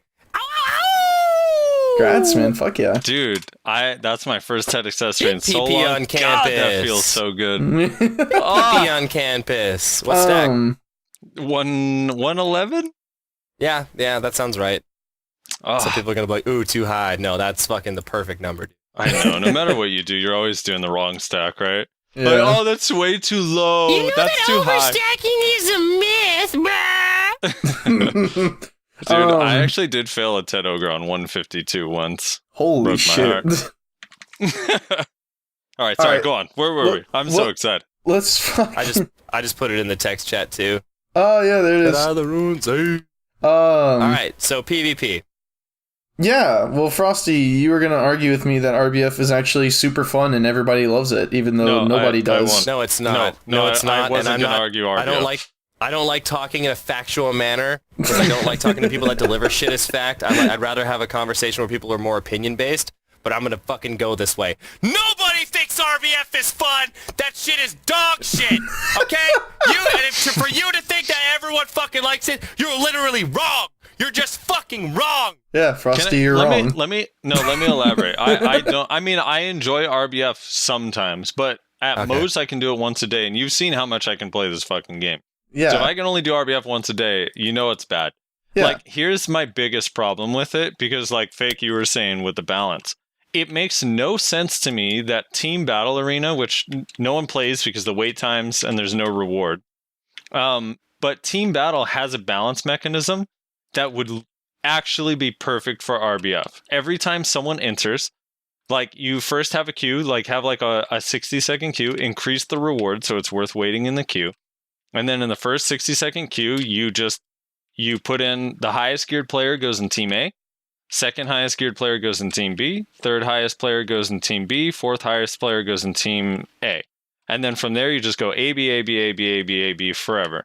And don't let people change teams. If they leave and come back, they're on the same team, and that's it. And then the RBF ends. But instead, it's completely random. Sometimes it's 30 versus 20, and the more geared people are on the 30 side. It makes no fucking sense in hell the way it's balanced. It triggers me so much. But it's also it's like there's no objective. You're just killing people at will, which is cool. There should be a death match. I like that. But they need to have that and like 5 other game modes.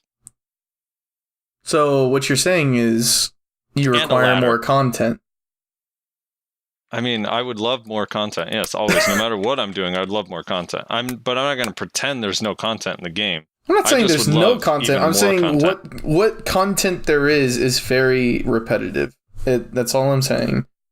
Like, yeah. Every node war is the same. I mean, like, you group, you PA, you push. Every node war is not the same, okay? Every node war is the same. 3 days ago, we fought Clash. Yesterday, we fought Black Rose, all right? Every node war is not the same.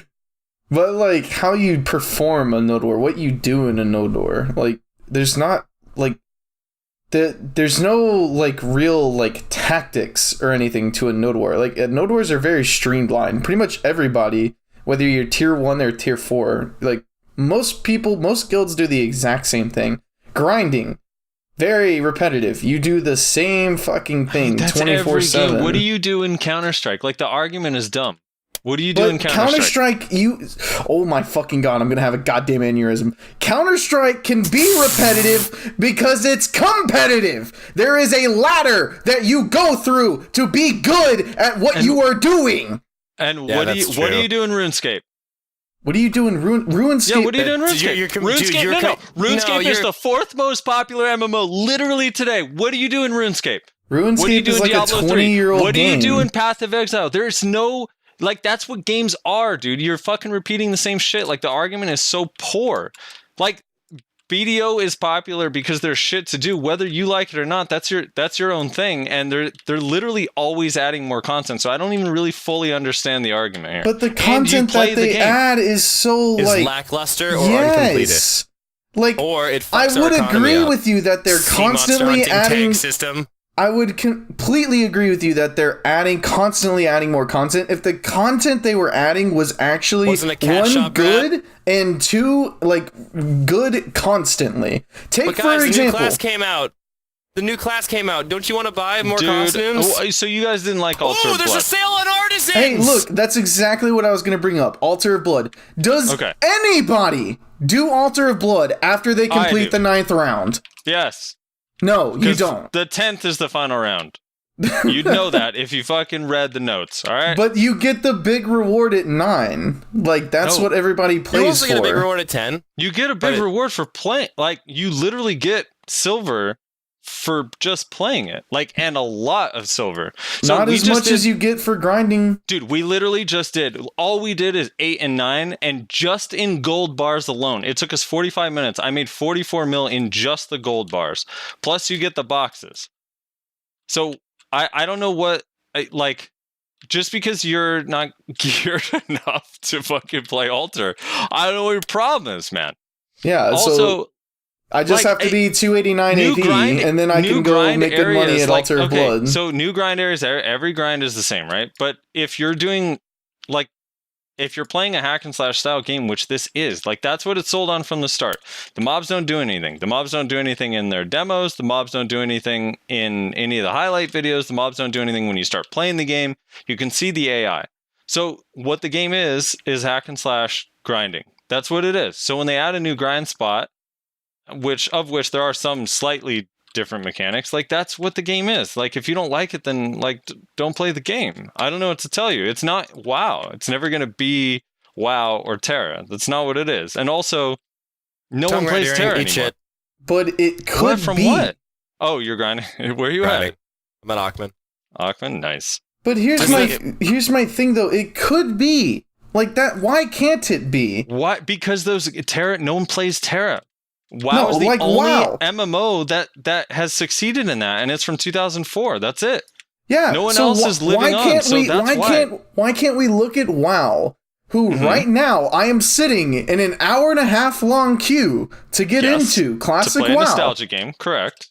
Why can we not look at that and say, I wonder what made those things successful? Could it be the vast amount of like really good player interaction with the world around you? Could it be tons of group content? Could it be lots of different interacted bosses and different PvE experiences? Why can't BDO have those things? Oh, I could tell you, it's simple. Because 75 other game companies tried it and failed for 16 years. So BDO's like, I'm not going to copy that. It doesn't work. No one can do it. Now, this is off topic, but we have the drop rate increase buff going on this week. Does this stack with Arsha? Does it affect trash loot? It doesn't stack with Arsha. It said in the notes specifically it doesn't stack with Arsha, although it does work on Olvia. And it does not affect trash loot, but it affects everything else. It does stack with loot scrolls, though, and castle buff. Dude, they should have made it stack with Arsha. I know, that would have been fun. That would have driven so many fights. It would be crazy in Arsha if it was 100%. Yeah, dude. Look, and the other thing too, for me personally, like I enjoy, so I wish there was a ladder, so I'm on it. I can't argue. There's nothing I can argue. I wish there was a ladder for PvP. I don't know how they should do it. I'm kind of torn because it's an MMO, so gear progress matters and should be important. And then at the same time, like one of the issues everyone raises with ladder is like, well, what about equalized gear and just make two of them, yada. Or just make two of them. So if you can make one, you can make two. A ladder. But I love and I invest a ton of time dueling and PvPing, and I actually think that is the most fun in this game. And even though the game hasn't given us like something to make important, there's still a community that has, where it's like, you know, top 5 ninja, top 5 sork, top 5, like that sort of thing matters in the community. So practicing and getting better and comparing yourself to them and being good in a guild, I think actually does matter, even if the game itself isn't providing like a scale for us. So for me personally, that stuff is, I actually think is good in the game. Yeah, I remember how happy you were whenever you heard that Choice said you were one of the best Kunos on the server. Dude, I was happy at first, and then it immediately dawned on me there's no way Choice even knows I'm a Kuno. But like, I don't know. Like, I mean, I'm not going to ever argue with you. The like, PvP in this game is the main reason anybody, including myself, plays it. Yes. Mm-hmm. Like, probably at least 70%.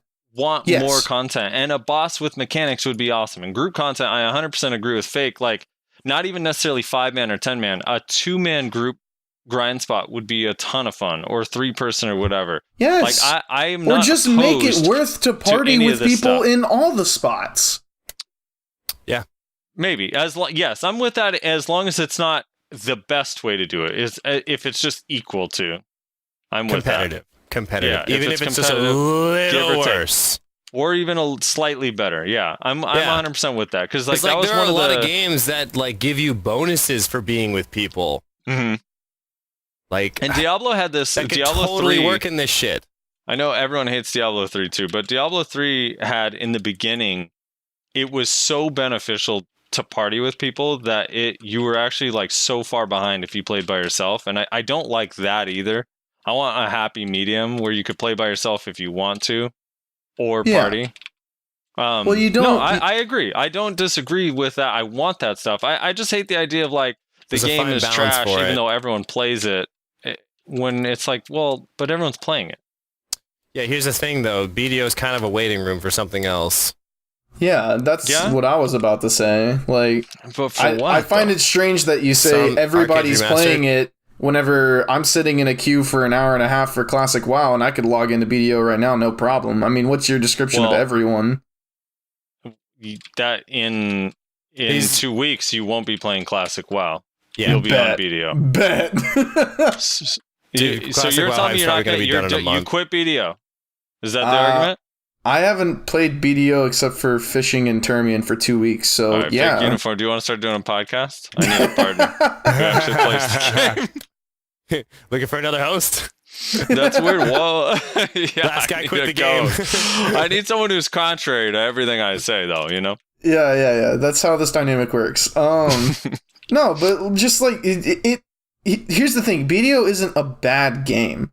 Like, I don't believe BDO is a bad game, but it has some very, like, simple things that they could do that could make it a great game. Hearing potential, because all this game has ever had since the beginning is potential. But all this game is going to continue to do and go, it's going to continue to go pay to win until there's other competition that fucking surfaces that puts a fire under their ass for them to actually start listening to the community. Right now, BDO has us by the balls, and they can do whatever the fuck they want with us because there's no other game that, as far as I'm concerned, that directly competes with this game as a whole until something else better does come along that does actually directly compete with it. Right now, it doesn't exist, and I think that's the reason why we don't see these potentials being capitalized on. That's exactly how I feel. Like, I'm 100% with you on that. Like, I mean, why... Here's one of the things I always find ironic is when someone says, like, the only reason we play this game is because there's nothing better. It's like, yeah, that you're saying, even though you're trying to be negative about it, you're saying this is the best game that's out.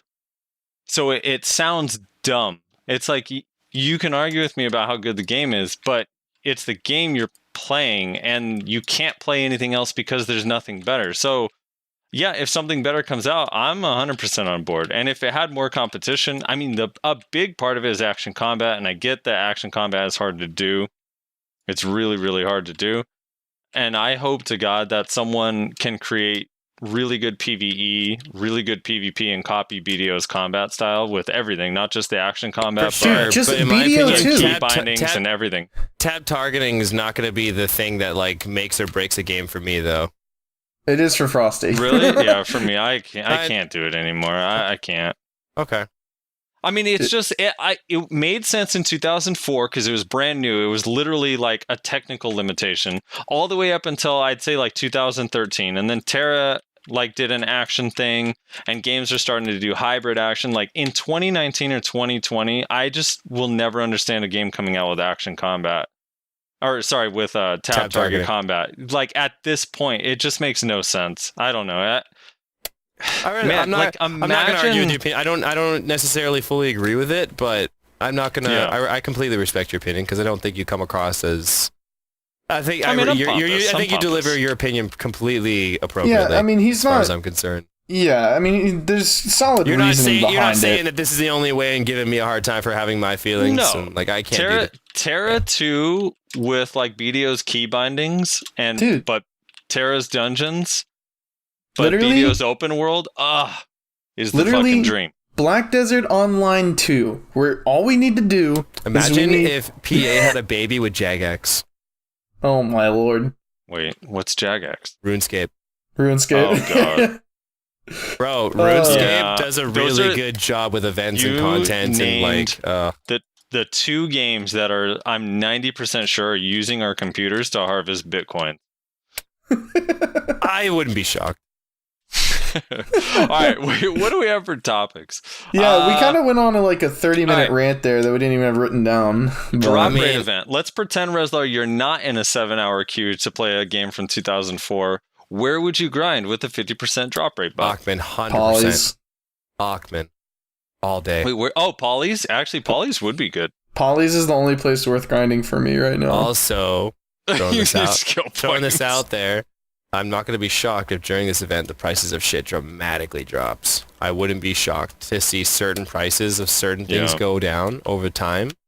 Because everyone's going to I wonder if they gave us the drop rate. Fluctuation. I wonder if they give us the drop rate to counter the Termian event. Counter? What do you mean? Well, because everybody got a bunch of fucking money, Oh, right? because everyone was AFK and wasn't grinding, wasn't putting items into the economy. I get what you're saying. Yep. Yeah. I get what you're saying.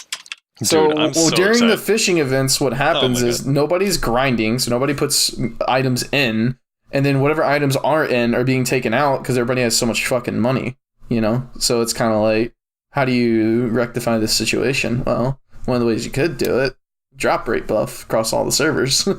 I just want to get my Black Star. I'm working on 10 Black Star, and I feel ashamed of myself.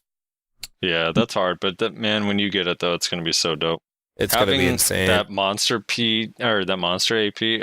I'll be 269 Kudum with pre-awakening, 273 Kudum in awakening with the Black Star bonus. Like, Nice, yeah. oh, Dude, I'm going to have 30 gross. minutes. I'm going to have 30 minutes of the sickest grind hour. I got a pure Blackstone today that gives me 50% move speed and minus 50% fall damage. Oh my god, you got the Blackstone yeah. memes. I'm so sorry. I'm so I sorry. was like, ooh, a Blackstone! And then everyone just started laughing at me because I didn't see it until I couldn't find it in my inventory for a minute. And I was like, oh, no. You may as well I'm, just keep I'm it. on cannon team for 30 minutes. Yeah, right. Yeah, right. We all know the actual reason that they released the drop rate event, though. I mean, What's the real reason? really. World of Warcraft? It's the 'Cause- trump card. Yeah, World of Warcraft Classic. How are we Yeah. gonna keep our game afloat? that is no way to counter that. Okay, here's what I want to ask you. I want to ask you, Fake, what your opinion on is. Because I've been arguing with people now for like 4 weeks, about a year, about the conspiracy of releasing content or withholding content for. I thought that was game I launches. directly thought that was what was going to happen. I thought we were going to get Odalita during the time of WoW. Right. So do you feel, I don't even know what Manos or, I'm trying to think of the things that are close enough to call it like release within. So yeah, Manos, Krogdala, and then this drop rate event. Do you feel like these I are haven't read because patch of notes this WoW? week. I woke up pretty late. I still have yet to read it. What's the Krogdalos? Can you catch me up to speed on that quickly? Yeah, Krogdala is new horse gear that basically is the same statistically as blue horse gear, but it gives you an additional skill. So if you have the full Krogdala set, I think there's 3 different sets. I may be mistaken on that. Skill? You actually get a bonus. So one of them is like 5 AP and you get it for 30 minutes. So when you use the skill, your character actually gets 5 AP for 30 minutes. Or there's like a DP one and then something else. I think there's a knockdown one that makes your horse or knockback. So I have to look at it. Okay. It's not 100% right, that but sounds pretty cool. They're hard to make. You have to invest time in it. And then the drop rate buff, and then next week we're getting the Manos life skill tools. Probably not all of them, but we're getting a rollout of it. So in your opinion, do you feel like this is... No. They withheld content to directly counter WoW Classic? If it is, it's poorly strategized because there's nothing, in my opinion, that I think is really overwhelmingly impacting about any of that, as far as I'm concerned. Sure, Manos maybe, because I know some people are genuinely excited for that. But again, as soon as it's in the game, it's in the game. You have all the time to come back and get the horse gear that's going to be permanently in the game. Get the Manos that's going to be permanently in the game. But this drop rate though for a week? Ooh! So I know if it is, I think it's that's got to be grasped. I mean, I don't think it's too unusual to do an event for a game launch. No, like, it's that definitely seems not. Well, I pretty mean, it's an normal. MMO genre. You do have to stay competitive, right? Yeah. For sure, they're going to have their player base sink down a bit, but then there's going to be people that probably eventually come back. Here's a lot of things that can happen with it, though. A lot of players that decide to say fuck it and go off and play WoW, then, I mean, it could have an impact on the economy in the game. Then with a drop rate buff going on, the people who decide to play BDO could also have the chance to make the most money during the event. But at the end, vice versa, if a lot of people just say, oh, fuck it, there's a drop rate event going on right now, that's what's going to keep me out of vanilla WoW. Yeah, right. Then, I mean, yeah, I don't know. But, I think something that will be way more impacting and way more strong is if Odalita dropped. If Odalita group grinding or something, some big, actual, meaty content dropped, that would be more like, you would totally see that. But I think right now, even us, I think we're just trying to connect the dots for such a notoriously impacting game to release. I think we're trying to pick at little things that could be seen as, where honestly, I don't think they give a fuck about it. I mean, Rezlar, what are your thoughts? Yeah, Ordalita isn't even ready yet. No, is I it? know. No, Ordalita's No. not ready yet, for sure. Yeah. So I mean, they couldn't have if they wanted to. Yeah. I have a feeling they're struggling to figure out how to make like meaningful group content. Like I don't know. Yeah, they you probably hire are. the people who know what the fuck that looks like. You hire them. You hire a new creative writer for this. You hire a new creative lead for this. Someone who's got impactingly passionate ideas that thinks it's going to affect the player's experience directly and make that the sole focus of that person's role. And I don't think that role exists. And if it does, then oh my shit, we need to get someone new in the room.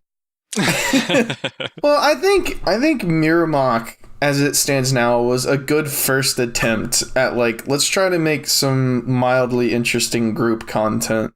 But Right. Well, it's Gaifen, exactly right? that, a first attempt, and Gaifen, like we need Gaifen more. and then Miramok. Yeah. Gaifen I actually is think Gaifen Gaifen group Gaifen was great content when it though? first came Well, out. Gaifen was great Yeah, when it first came out. Admit it. Gaifen's not efficient. It's the only reason people don't do it. I actually think it was more fun than Miramok. Miramok sucks. I actually hate Miramok. I think it's the worst thing they've ever released in this game. Having to find 5 people. Yeah, having to find 5. Well, that's why I always want it to be an option, whether you could play solo or not. Like, I want you to be able to play with people and it be as efficient, maybe slightly better, but I don't want you to feel like you have to, because finding people sucks. yeah. It's a chore. But yeah, you should be able to play with your friends. But I think Gaifen, I don't know. I always liked Gaifen more. Like, I liked the idea of like, hey, bring this guy. He's really good at polling. And I just feel like a tree's like, you're standing at a tree that just spawns mobs. I don't know. It's like a little bit less. But I mean, anyway, yes. But I part agree. of me- Miramok and Gaifen, like, for me, those are the only... That and Alter. Alter's the first thing where Altar of you Blood actually have was to work together. actually great in like terms of like but like Altar of Blood only scratches the surface. It Right. literally only scratches the surface. So It needs to be seasonal, like a month long. Give it a ladder, make it a month long. Altar of Blood Season 2. It's like different mobs, different waves, different mechanics, and it would actually be really fun. So here's my question, Frosty, because the more I play of Classic WoW, the more I find myself questioning this very idea. Is it, like, I'll agree that it's a pain in the ass to find people to do, like, force group content, but is it bad? I'm kind of unconvinced that it's bad. Because here's the thing in Classic WoW, and the more that I play it, the more I kind of understand where a lot of people that play World of Warcraft, that I used to be confused whenever they would say these very weird things about how games today are like very solo-esque and there's no sense of community behind them. There is a real sense of like, you cannot do this shit alone in Classic WoW. Right. Like, you can, but it is exceedingly difficult. So there is actual reason for you to look at the other guy that is struggling right next to you and go, hey man, how about we tackle these together? Because it just makes more sense to do it that way. Right. And like, that's how you make friends. That's how you begin to make a community. I mean, that's true. Well, first of all, it's not like we didn't make a community in BDO without that, right? Because we did. I mean, that you and I met, and we have a huge group of friends. But I think like there's give and take to it, right? Like it's really cool until the content is obsolete, and then you need to do it, and someone needs to drag you through this thing that you can't do by yourself. And both you, who's getting dragged through, and the person who is forced to drag you through are miserable. You know what I mean? Like, so I don't know. I didn't play WoW extensively outside of Trials, but in Terra, for example, there was like different levels of gear you needed to get before you could progress to the next raids. So if you ever wanted to play with your friends or dungeons, you had to get this gear, and there was only one way to get the gear in each slot. So I had to go do these dungeons that were really popular when the game first came out, but now no one plays them anymore because they're completely obsolete and people are past that. So I had to ask someone that I didn't know, because I was just starting out, like, hey, can you drag me through this? Because I don't have this weapon yet, so I can't come to do this with higher level people. Like, that's where it becomes like there should be an option to do it by yourself, even if it's slightly less efficient. That's my only thing. I guess. I don't know. Yes, I agree. You should be able to.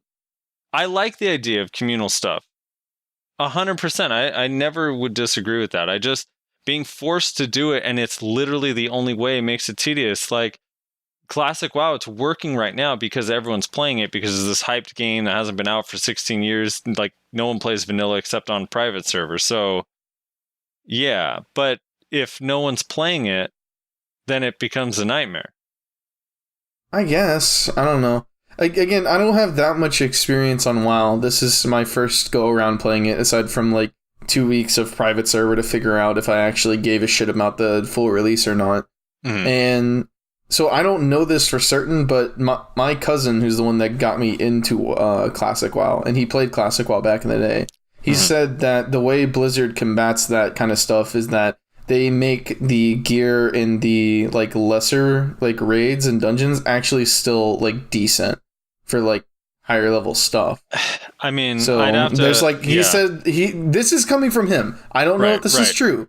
So he said that literally there was always people doing like the old raids and old dungeons until like a whole new expansion was released, basically.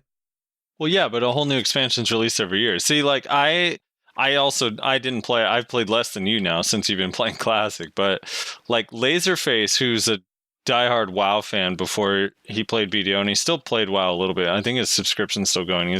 He's playing Classic WoW as well. But he was saying that one of the things that is irritating is the fake like rat wheel of a new expansion comes out, and now you just need all new gear for the sake of getting all new gear, and your shit's obsolete.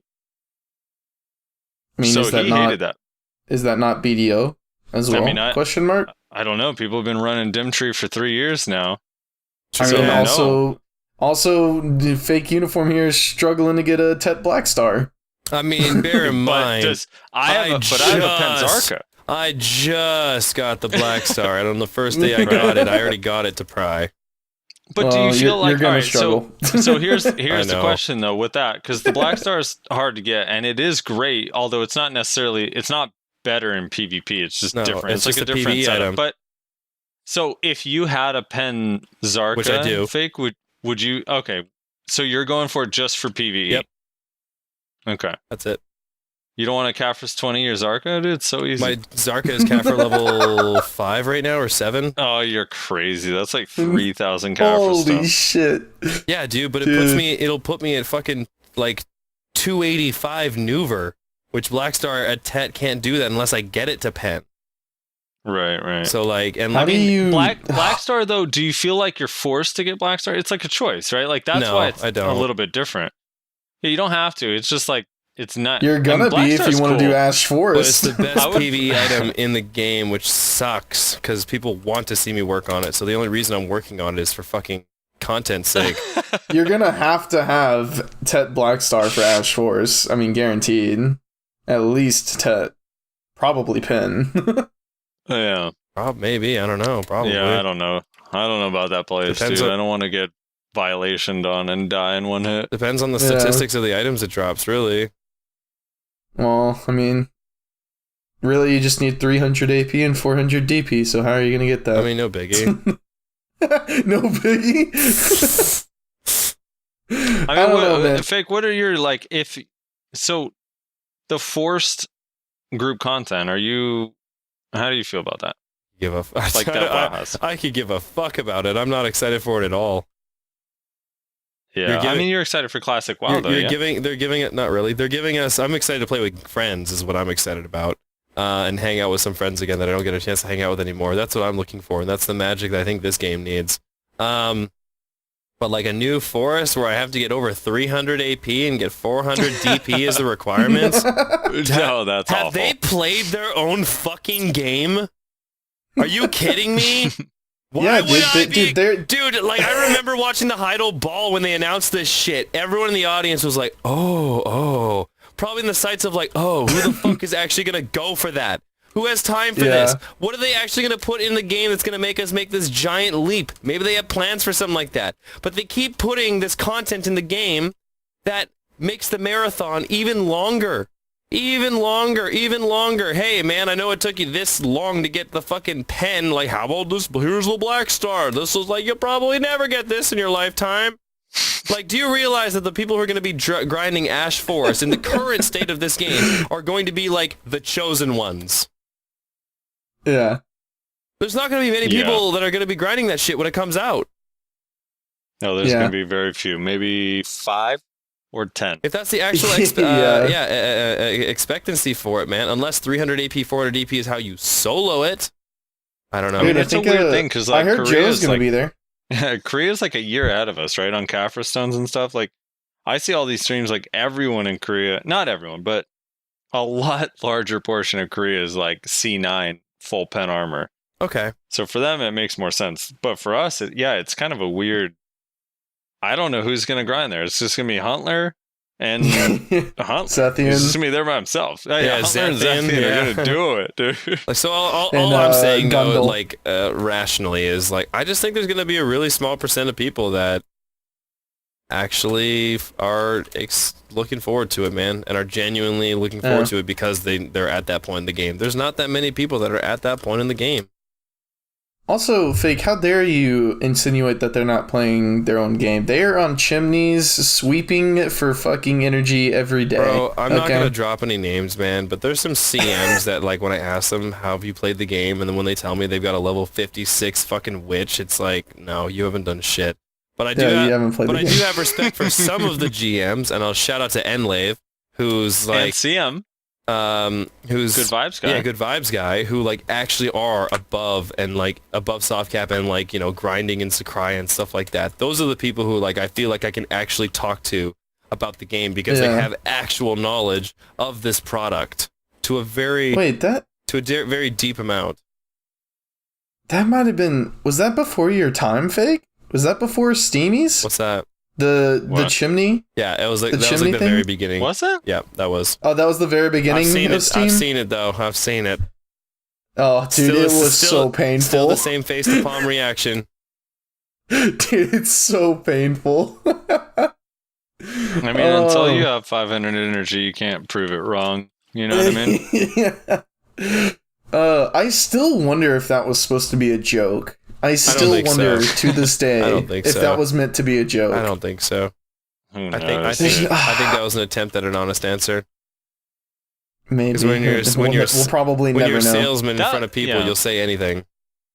That was pretty far. I actually think that wasn't right around Steam launch. That was pretty far after. Was that dev interview thing? Yeah, I think that was like closer to December. Oh, then maybe it was around my time. My timeline is like super fucked, so I have no idea. Yeah, I know. It's getting a little wacky now. Playing this game that we all hate for 3 years. It's crazy. Yeah. Let's hit on the last topic that we kind of skipped, and then we'll kind of start wrapping it up. Alright. We kind of skipped this, but I just want to throw back to it. Fake, you've obviously made a couple songs about Joe. Do you have a potential future in music, man? I'm sure you enjoy it. I mean, that's pretty evident. Have a future in it? I don't know. No one's reaching out to me to sign me. I don't have. I don't have like a career that. But is it something that you kind of want to like actively pursue, or is it just a hobby that you just kind of do passively? I've always been interested in arts, man. I've always been interested in arts. So I mean, like, I am working on another song, and like I already have all the lyrics written out. We finished it yesterday, and I just have to get to recording it. Once I get to recording all the lyrics and everything sounds good, then I'm going to send it back to the guy who's making the beat, and there'll be another song probably made up I'm hoping within the week. So you rap, you write lyrics. Do you sing, and do you play any instruments? I used to sing for make music? a few years. I played piano for a long time, played guitar for a while, played drums for a while. I come from a very musical background. That's pretty very sick, cool. man. We should start a band together. Let's do it. I play drum. Let's do it, dude. Join Frosty's band. Yeah, I can make it some hip hop beats too if you want to rap over them. Sick, dude. Let's do it.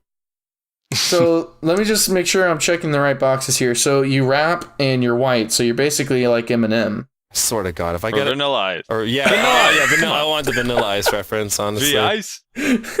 Wait, you're white? I'm writing this down. I hate you guys. Dude, I actually I know we touched on this a little bit before the podcast, but just I want to kind of vent this out here. I hate every single time there's like a decent white rapper, they're like, "Oh, dude, he's just like Eminem." Well, bro, think about like, basketball. okay, dude. If I say basketball, who's the first basketball player you think of? LeBron Shaquille James. O'Neal. LeBron James, Kobe Bryant, Michael Jordan. LeBron James. Just LeBron James. I Stop naming literally, those other useless people. anytime somebody brings up basketball, I just think of that gif of Shaquille O'Neal drinking that water bottle, and it makes it look like a really tiny water bottle. You know what I'm talking about? Like, the man is so large, it makes the water bottle look tiny. It's such a mind fuck. Yeah, he insane. I don't know a lot about basketball. But, well, in fairness, I mean, who's the best selling rap artist of all time? I mean, Eminem. Yeah, like that's why it's like hard not to Is think it of really? it, dude. Yeah. Yes. So Wow. that's the thing. It's hard not I to would have think put my of the money dude. on like Tupac or someone. No, He's dead. no, it's not It even. could have been if he was it's- alive. I know he's dead. He died. Rezlar, But he's also like, newsflash, whenever he died. I feel like whenever I talk to people about rap music, like that's always one of the first things that comes up is people talk about Tupac and like the history of rap, you know? For sure. It's not no, like for the guy sure. wasn't a huge impact in it, and the beef with Biggie as well, right? But I mean, Yeah. that's besides the point. Yeah, no. There'll be more music soon. It won't be a diss track. All right. So according to the record books, the all-time best-selling rappers of all time, number 1 is Eminem, 2 is Jay-Z, 3 is Tupac. I was gonna say Jay-Z is probably the next. I Oh, wish I said that look at beforehand. that. So my guess wasn't out of the question. No, it wasn't I was at completely number out of the 3. realm, but you didn't know he died, so that part was weird. I did know he died. What do you mean? Number Dude, 4 he is was Beastie Boys. assassinated. He was assassinated by the government for trying to empower black people. Everyone knows this. Oh God. This is didn't what have my anything to ex do- Black Panther. It didn't have anything to do with the big beef. No. He lives in Hawaii with Michael Jackson. This is what my ex Black Panther coworker tells me. He was assassinated my by the God, government here for we go. empowering black people. Is this the topic we should get into right now? No, it's definitely not, dude. Especially not from a guy who's from Bryan, Texas, dude. Hell yeah, dude. The white capital of the world. We gotta move on. Hold on, Outkast is number 5, by the way. I just gotta say, I fucking Outkast? love people of all colors. All of you. I forget about I love dude. everybody of all colors. All right, I just wanted to get that out. Yeah. And I just want to make clear, I hate all people of all God, here we colors. go. So Dude. it's totally equal. Can we Bro, talk that about was the fucking how big- that was so stupid to say. Yeah, that was bad. He's that's what he is, dude. He's the antagonist. I'm the dumb cop. The dumb cop. I told you. So, dude, Outkast is number 5. Outkast is so fucking good, dude. Outkast is I so miss good. Outkast. Bombs over Baghdad. Ugh, Of what a course, great song. I'm a white person, so I don't really know like much about them. So, All right. Should we move on to comments and yeah. where should we go from here? Should we? Carry on. Let's Comments. we'll probably have to come to a close. We're almost at 2 hours here. Yeah. We're making time. People want us to do it. One of the comments in here is literally saying like 5-hour podcast. When I don't have time for like- 5 hours. No, neither do we. Okay, let's just since we're pretty long here and we're running a little out of time, my queue is almost up. Let's just kind of shoot through these pretty quick. Austin Lassiter says, love the audio fails. Yeah, Shaky stopped his recording a little early. It was unfortunate. That The was so timing funny. literally couldn't have been worse Yeah. on when he stopped the recording. Yeah, fake, don't do this. So we go, all right, Shaky, where can people find you? How can they get a hold of you and find your YouTube channel and all that stuff? Let us know. And then he stops the recording and then says all of his shit. Yeah. Oh, it was a little rough. I know.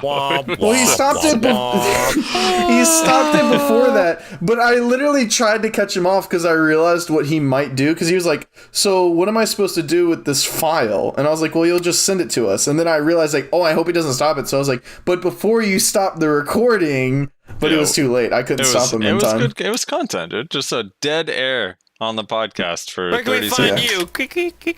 you? Okay, sweet. Shake it, everybody. Yeah, it's exactly what happened. That's your outro music.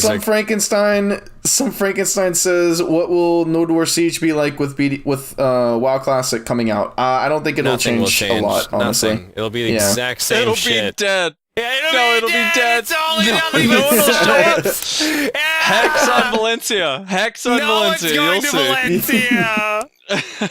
Everything's getting back yikes. taxed. Yikes says 5-hour podcast. Probably never. I mean, this is 2 hours. Are you Tim, not happy? Fuck. Yeah, right.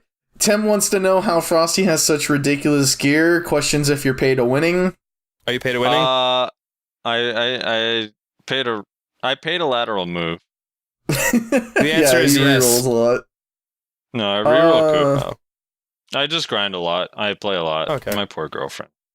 HC247 says, thanks for the podcast. He's mostly a life skiller. He's glad he gets to look into the other side of the game. I just had a major case of deja vu for some reason. Lightly Peppered says, love the videos. Curious to see if how good the classes are will be different on console compared to PC. Yeah, because of frame cap and stuff. Yeah, input controls and frame cap. I mean, I think Sword and Ninja will still be OP. Think so? I mean, what class is going to come up just because of frame rate? Not Warrior. Striker. Not Warrior, I'll tell you that. Striker. Maybe, yeah. But Striker's not released on PS4. I mean, Fake literally killed several people using his forehead, so I think they can figure it out on a controller. Oh, wait, real quick. Was that real? That was real. Man, That was the real. cause of many That debates. was real. People are like, no, real. he recorded that video and then after recorded himself hitting his face. No, I have the clip raw. I have the clip raw on my Twitch channel. It's the most. I told it's you, the assholes. most watched clip on my Twitch channel. It was 100% real. And fun fact, it was also a fluke. I defended my you, forehead Fake, for years. just so happened to hit all the right buttons. Like, you can see me open inventories and shit in the clip. And like, and the guy just so happened to be super low geared. Like, I killed him with a grab. Like, no striker kills someone with a fucking grab. I clearly outgeared the person at the time, and I grabbed him twice. Thank God I did. Because I've tried to do that forehead kill shit again. I can't. The first time was literally the best time. Yeah. 100% So real. I do want to say, Light Peppered, in reply to the controller thing, I actually know a few people. Blade and Arrow's flex leader, who plays Kuno and is actually a pretty good Kuno, has always played with a controller, and he uses an Xbox controller. So I don't think the controller itself is a hindrance to the combat in the game. I think it's more the performance and the frame rate. Yeah, I can also see camera turning be a thing, though. Yeah. Maybe. But you don't have to turn I guess for mouse move stuff, I don't know really how you do it on a controller. Yeah. This Kuno was That's pretty what I'm good. saying. Striker, man. I think Striker's probably broken on console. It's probably so easy. Honestly. Sarah Angel says, love the podcast. It's podcasts like this that ensure the longevity of the game. I agree, so also go check out Fake Uniforms podcast as well. Links in the description. Fantastic content. Yep. Follow me on Twitter. Shepard says, what is your favorite memory / story from your time in BDO? Fake? Okay. I'm not gonna be a smartass. You can be a smartass. We don't give a fuck. The time that I made my endgame video, man, I put 30 hours into that edit. There was like over a year of footage that I saved specifically for that video, and it just was such a rewarding product to put out. And I don't know, I love being able to go back and like go through the scrapbook and be like, oh, I remember this time, I remember when this. And I remember everything that was going on in my life around that time, et cetera, et cetera, et cetera. So, at the same time, my favorite moment, you know what, this one actually might take the cake too. When I almost rage quit the game, I blew up going for Tri-Ogre on a 75 stack. It was when Ogre base levels were around like 200 mil, 225 mil, and I failed another Tri-Ogre on a stupid high stack. I didn't get it. I said, fuck it, and I put in my ninja's Tet Zarka, and I walked away, didn't record, wasn't streaming, and I was going to go back into the kitchen, and I was going to make some food, and I had to think about if I was going to destroy the rest of my gear. I angrily ate everything, came back. I was like, yep, I'm going to destroy this ninja, and I'm probably going to ruin the rest of my gear too. And I came back, and my fucking Zarka went pen. RNG That's carried one way. strikers, dude. Rezlar, you? Hell yeah. So classic, man. Such a classic way to get pen too. Your favorite time? My favorite memory / story? Probably has to be the video Mina has from TBO when we did a guild enhancement on the rock, and we literally every single person failed at the enhancement we were going for, and then Mina decided to go for Triogre, and this was back when getting Triogre was like actually a big deal. Big deal, yeah. And we put on fucking Stereo Sand, and we all fucking went nuts. It is one of my favorite videos to date. Wait, whose ogre was it? Mina's. Oh yeah, I remember that video, dude. Yeah, that's one of my favorite videos to date, honestly, and one of my favorite moments in BDO. One of mine was there was this guy in a guild I was in back in the day. His name was Carp, who's like a really, really, really good striker, and he used to do this weird. He would just clap everybody. We would do King of the Hill, and he would just be the only person everyone's fighting for. Like the entire guild, right? So we're just running through this when Striker, maybe a month after Striker came out, when it was actually broken. Like now, I actually think Striker the infinite grabs and shit could use buffs personally, but at the time, Striker was like unkillable and its damage was crazy and had a ton of super armor, whatever. So we would fight him, and he would do this thing. He would go into this voice whenever he was PvPing. He'd be like, "Good fight, next, ready," and people would get triggered by the way he would talk, that people were actually quitting the guild if they had to PvP him because of the way he spoke. And then he one day PMs me, he's like, "Dude, is it true people are quitting because of how I talk?" And I was like, "No, they're quitting because you're a striker and they hate it, dude." It was just so funny, dude. Is this similar to when you and I would duel and I would put on my sailor uniform with the Frosty head and you would just get super upset? It's just ugly, and you thought it was cool.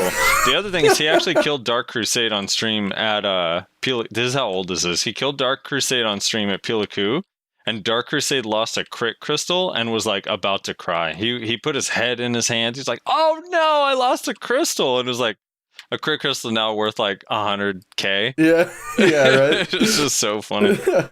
Shepherd12 also says, these people talking bad about Shaky Bay is strange. I get the infamy and all, but I thought it was good to have him on. It went well. At the end of the day, BDO is just a game, so why dislike someone so much over words and actions in a game? It's beyond me.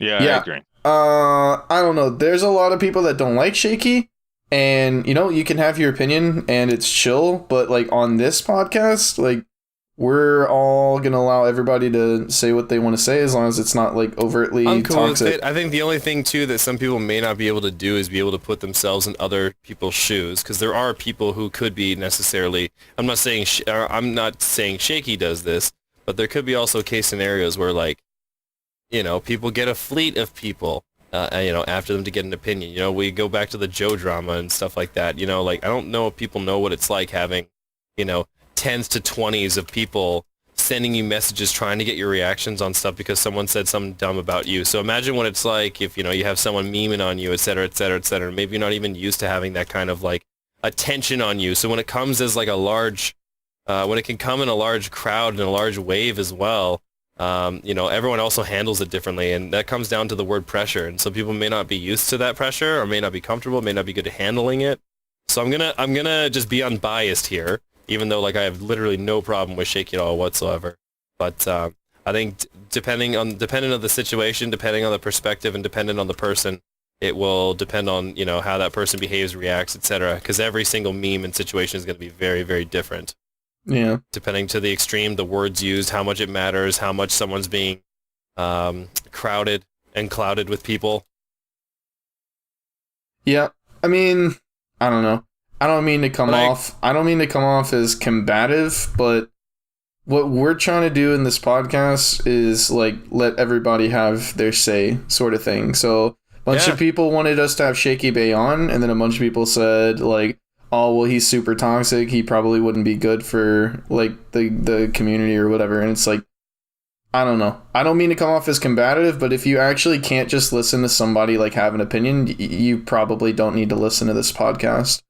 I mean, I hate to say that sort of thing, but... That's a fair. I think that's a completely fair thing to say. Yeah. Honestly. If you can't just listen to somebody that you don't like express their own personal opinion. And it's not like Shaky was saying these super extreme things. Like, He doesn't go out of his way to fucking send people to witch hunt people. yeah, I don't know. Listen, I've had issues with Shaky in the past. Same. Seems like a pretty chill guy now. So that's all I'm going to say about it. Completely agree. Jordan Crawford, when will you invite Snurtle to the podcast? Never. Trilly Tree Trag says Shaky. Who's Snurtle? He's a friend of mine. He's in the guild You with know me. he's a friend of yours. Admit it. I hate saying that. Why? Dude, I actually imagine he looks like that picture. He must, right?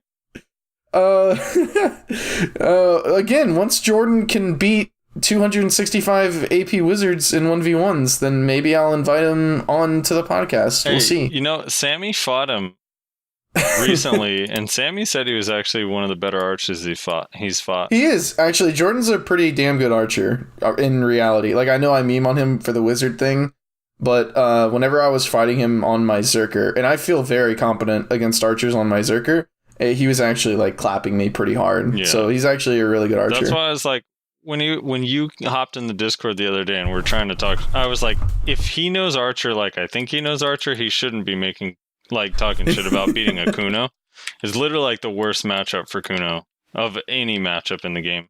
But I'm on Zork now, Snurtle. So let's go, buddy. I would love a rematch. Right. Trilly Tree Track says Shaky issues with real life interactions, but can't help but talk over people. Only focus on what he has to say. Of course, he accepted the invite to come on so he can hear himself talk more. I don't know. I didn't really see it like that. Me and Frosty constantly talk over each other. It just sort of happens whenever you're trying to keep like a void from forming, right? In these types of long form discussions, the worst thing that could happen is that someone just kind of stays silent for 30 seconds. Dude, Yep. you think So it just Shaky kind of was bad? happens. You Look think at that. It Shaky just was happened bad? just now. Yeah, It's still happening right now as I'm talking. You think Shaky is bad? You should hear Fake Uniform. That dude just steps on people. I mean, you're not wrong. I have no comment. I did this all in the beginning. I controlled the first half hour of this. Jimmy Lang says, which player on the podcast win? We actually did have a pretty good witch on. It was a friend of me and Frosty's, Mina. That was like one of the first podcasts we did. Also, I'm now a witch, so technically we have one on right now. If you mean an actually like relevant to the community witch, I don't know. At some point, Reach out to Huntler. We kind of tied in Witch with the Jackie Felix thing. I suppose we shouldn't have done that looking back, but I mean, you kind of have to. If you're going to talk about one, you have to talk about the other. But we'll see. Well, there's no reason we can't have a Witch on. It's just not something that's kind of high up on my priority list. I know Frosty really badly wants to have on a Tamer and a DK, so I think that's kind of what we want to do here soon. I'm not going to say like next week or anything, but there's just things higher on the priority list. Adam Punton links a timestamp, says, Pepe hands. I did click on that timestamp. It's a part of the video. I don't know how the odds of this is hilarious, but literally Shaky kills him at that timestamp. He was just standing still, minding his own business. Kills and then who? Shaky just Adam walks Punton? up and kills him. Adam Punton, That's funny. What are the odds? Nice. It's hilarious, though.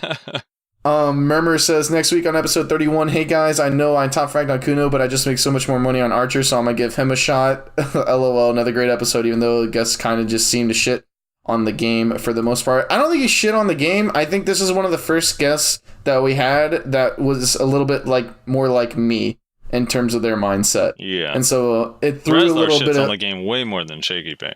Yeah, way more. But here's the thing, like, normally we have two people, Frosty and the guest, that really, really enjoy the game, and they talk about how good it is, and then it's me to, like, offset it. But this time we had a second person closer to me on, like, my side of the field, where it's like, yeah, BDO is a good game, but here's, like, a long list of things that it could do way fucking better. It's a small list. Yeah, sure. But anyway, yeah, I don't think he was shitting on the game. I just think he's like all of us and just wants the game to be better. Conan says, LOL, no one buys this Shaky Bays and toxic narrative. We all know he is. I don't get that feeling from him now. I can't say I don't know the guy personally, but I just don't get the feeling today, whenever we recorded and to date, I don't get the feeling that he is like super toxic. I just don't see it. Maybe back in the day, I know he said he was trolling. As a person that dealt with him in game back in the days when he was quote unquote trolling, it didn't come off like that to me personally, but maybe I was just misreading it. But I just don't see it now. He doesn't seem to be an overly toxic character today, so I don't know. I don't see it. Yeah. Magnu5 Cream says, love Frosty, very kawaii voice. I don't know agree. what that means. Very cute. You sound cute. Yeah, you sound cute. Huh. That's like the Japanese thanks, word for Fake. cute. You're welcome, cutie. That comment has 3 likes, by the way, so some people agree. Clayton Simper says, there's a 62 Shy on Twitch, don't really watch him, so I don't know if he just grinds on it or if he mains it. I'm assuming this is them wanting us to bring a Shy on, possibly? Which if we did, I'd probably want to bring on Cinny, honestly. Or Devios. I don't know who that is. Is Devios a Shy now? See rerolled Shy. Oh my He's God. a fucking full of Asian Shy, and it's Oh my disgusting. Cinny only uses his Shy for grinding. He only I brings. know, and he I'd brings love his, to figure out why that is. Well, it's efficient. No, Devios like hard rerolled. He Yeah. couponed. So Cinny uses his. Well, now he's going to start using Archer again. He just got weapons, but he uses Witch for Node War mostly. Yeah, and then Shy for grinding, yeah. Yeah. Not Jororo. I felt a little racist saying that.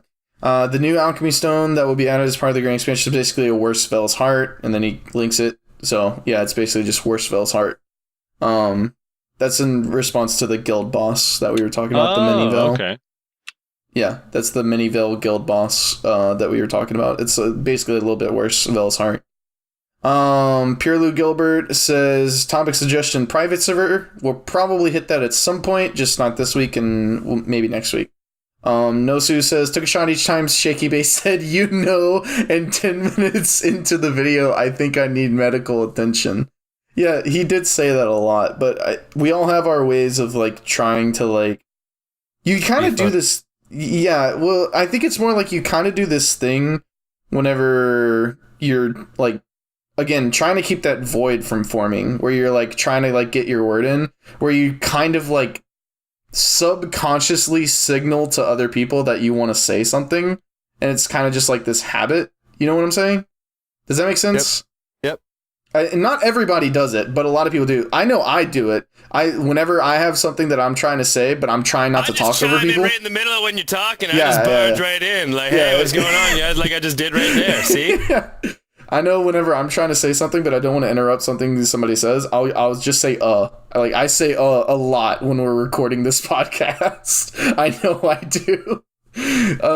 Shit, I just did it right there. 0H says, Shaky gets more shit. He says with an E. You know, we're YouTube friendly here. Then he deserves just because he talks bigger than he is skilled. Doesn't mean he isn't a good Musa, just that he talks even bigger. He's BM content / shit talking overshadows the respect he deserves. Respect for not being afraid of the controversy. Having you guys on the show, he cuts you guys off so often. But good job not getting derailed too much. Best part of the podcast was definitely still the Rez Frosty chemistry. That's what we're kind of hoping for.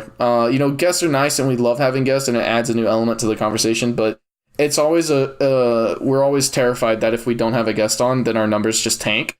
Which luckily the week before last, everybody kind of proved that isn't a fear that we really need to have. So we really thank everybody for hanging out with us, even when we don't have super interesting guests on like Fake here. Not that interesting. You're so nice. Also, yeah, I don't know. People just cut each other off a lot. It happens. It's not like a disrespect thing. It's just to pee. I'll be right okay. back. Yeah, Go pee. Yeah, you go do that. Let's see. Ezra EB, Steamy was the most racist comment here. Fuck you, Rezlar. I'll kick your ass with my 170 AP. No, I agree that this completely. This guy just commented an hour and 50 minutes. Fucking this guy. Listen, man. I use Steamy not in like a demeaning way. I just mean it in like a, I played this game for longer than you, so I have more credit than you do. I have more standing. That's just how it goes. I guess I'm a Steam player and I have more gear than you. Yeah, probably. But So now what? my opinion still matters Now more who than has yours. moved? Now who has? I guess so. Well, when it comes back to the olden days, yeah, I can't say shit. I've been playing this game since day 2. I know what this game is actually like. No, I'm just fucking around. But Not quite.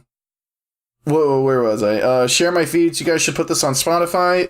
Some point eventually, we're gonna get it there. Just believe in Frosty because he's the one doing that. You may not die. So Shaky Bay, where can people find you? Gets muted. Yikes! He didn't get muted. He stopped his recording. It was the most. Listening to it, like, because when we're recording, we don't record from one place. We each record our voices individually and then put them together in post. So in the edit, they deliberately censored him out. No, he didn't. So literally in the Discord call, like, it sounded fine. And then as soon as I listened to it in post and there's just that silence for 30 seconds, I was like, oh my god. He just started cussing. We had to bleep him out. He was cussing. He was dropping racial slurs. It's so funny if you're like, Shaky, where do we find you? And all of a sudden you guys he's like, well, you guys can find me at, and then it just goes to this elevator music and you guys are like, hey, just buy our merch! Exclamation store! Check out the description down below. We have coffee cups now. Yeah, right? Hey, by the way, big thanks, Shaky, for coming on out. Yeah, right. Adam Punton says, and now a joke. Pariah. Oof. Yeah, that's Shaky's guild. I have some friends in there. Teargrim's actually one of the best warriors I've ever fought. Although he gets nervous, but he's a really good warrior. He gets nervous and he tilts really hard. At least against berserkers. He tilts off the face of the planet. And then last comment, Shaky Bay, thanks for having me. +1 for using the sheep sacrifice content. No problem, man. Yeah. Thanks for coming on. All right, that does it for the comments, and I think that does it for the topics, and I think we are now done here after, 2 hours? 2 hours and 15 minutes. Oh boy, that went longer than it was probably supposed to. Frosty, didn't you have something to do like an hour ago? I have a hard out at 5:45. So 5 minutes ago from an hour. 55 minutes ago, right? Yeah, hard out. All right. Well, we should probably... Thanks for having me. Yeah, thanks for coming on, man. Yeah, appreciate it, man. Don't stop your recording for the love of God. Where can the people find you at? You guys can actually find me at... No, don't do that. I knew you were going to do that. Don't you dare. Links are all down in the description. You can find me at twitch.tv/fakeuniform, youtube.com/fakeuni. Check me out on Twitter to stay updated to any other stuff that I post when I go live, when I put up a video at twitter.com/fakeuniform. Yep. And like he said, you can find all those links in the description to his Twitch, YouTube, and Twitter. I'll make sure to get all 3 of them down there. Frosty, anything before we head out? Yeah, like, share, subscribe, on Fake Uniform stuff, on our stuff, upvote, when you see the Reddit post, upvote, If I have any ooks that actually tune in, put some ooks in the comment section. Yeah, put some ooks, drop a comment, share it in your guild's Discord, put it in World Chat, whatever, spread the word, trying to get more people to listen so we can have more cool guests like Fake Uniform. People don't want to come on if we only have 100 viewers, you know? Yeah. So that's the first thing. That's the first thing Fake Uniform asks. Damn, that's a shot. That's the first thing Fake Uniform asked. He was like, "Well, how many viewers do you have?" Because monthly active user base. Well, yeah, can I actually leech off this? Yeah, because less successful people want to leech off of us and what we try to do. 15 minutes past our scheduled time, so I trust that Sandra can reach out to you guys to bill you appropriately. Yeah. Exactly. Yeah. So hit us up. Check out Fake. Check out us. All that stuff. Join the Discord. That's it. That's it. Bye. Bye, everybody.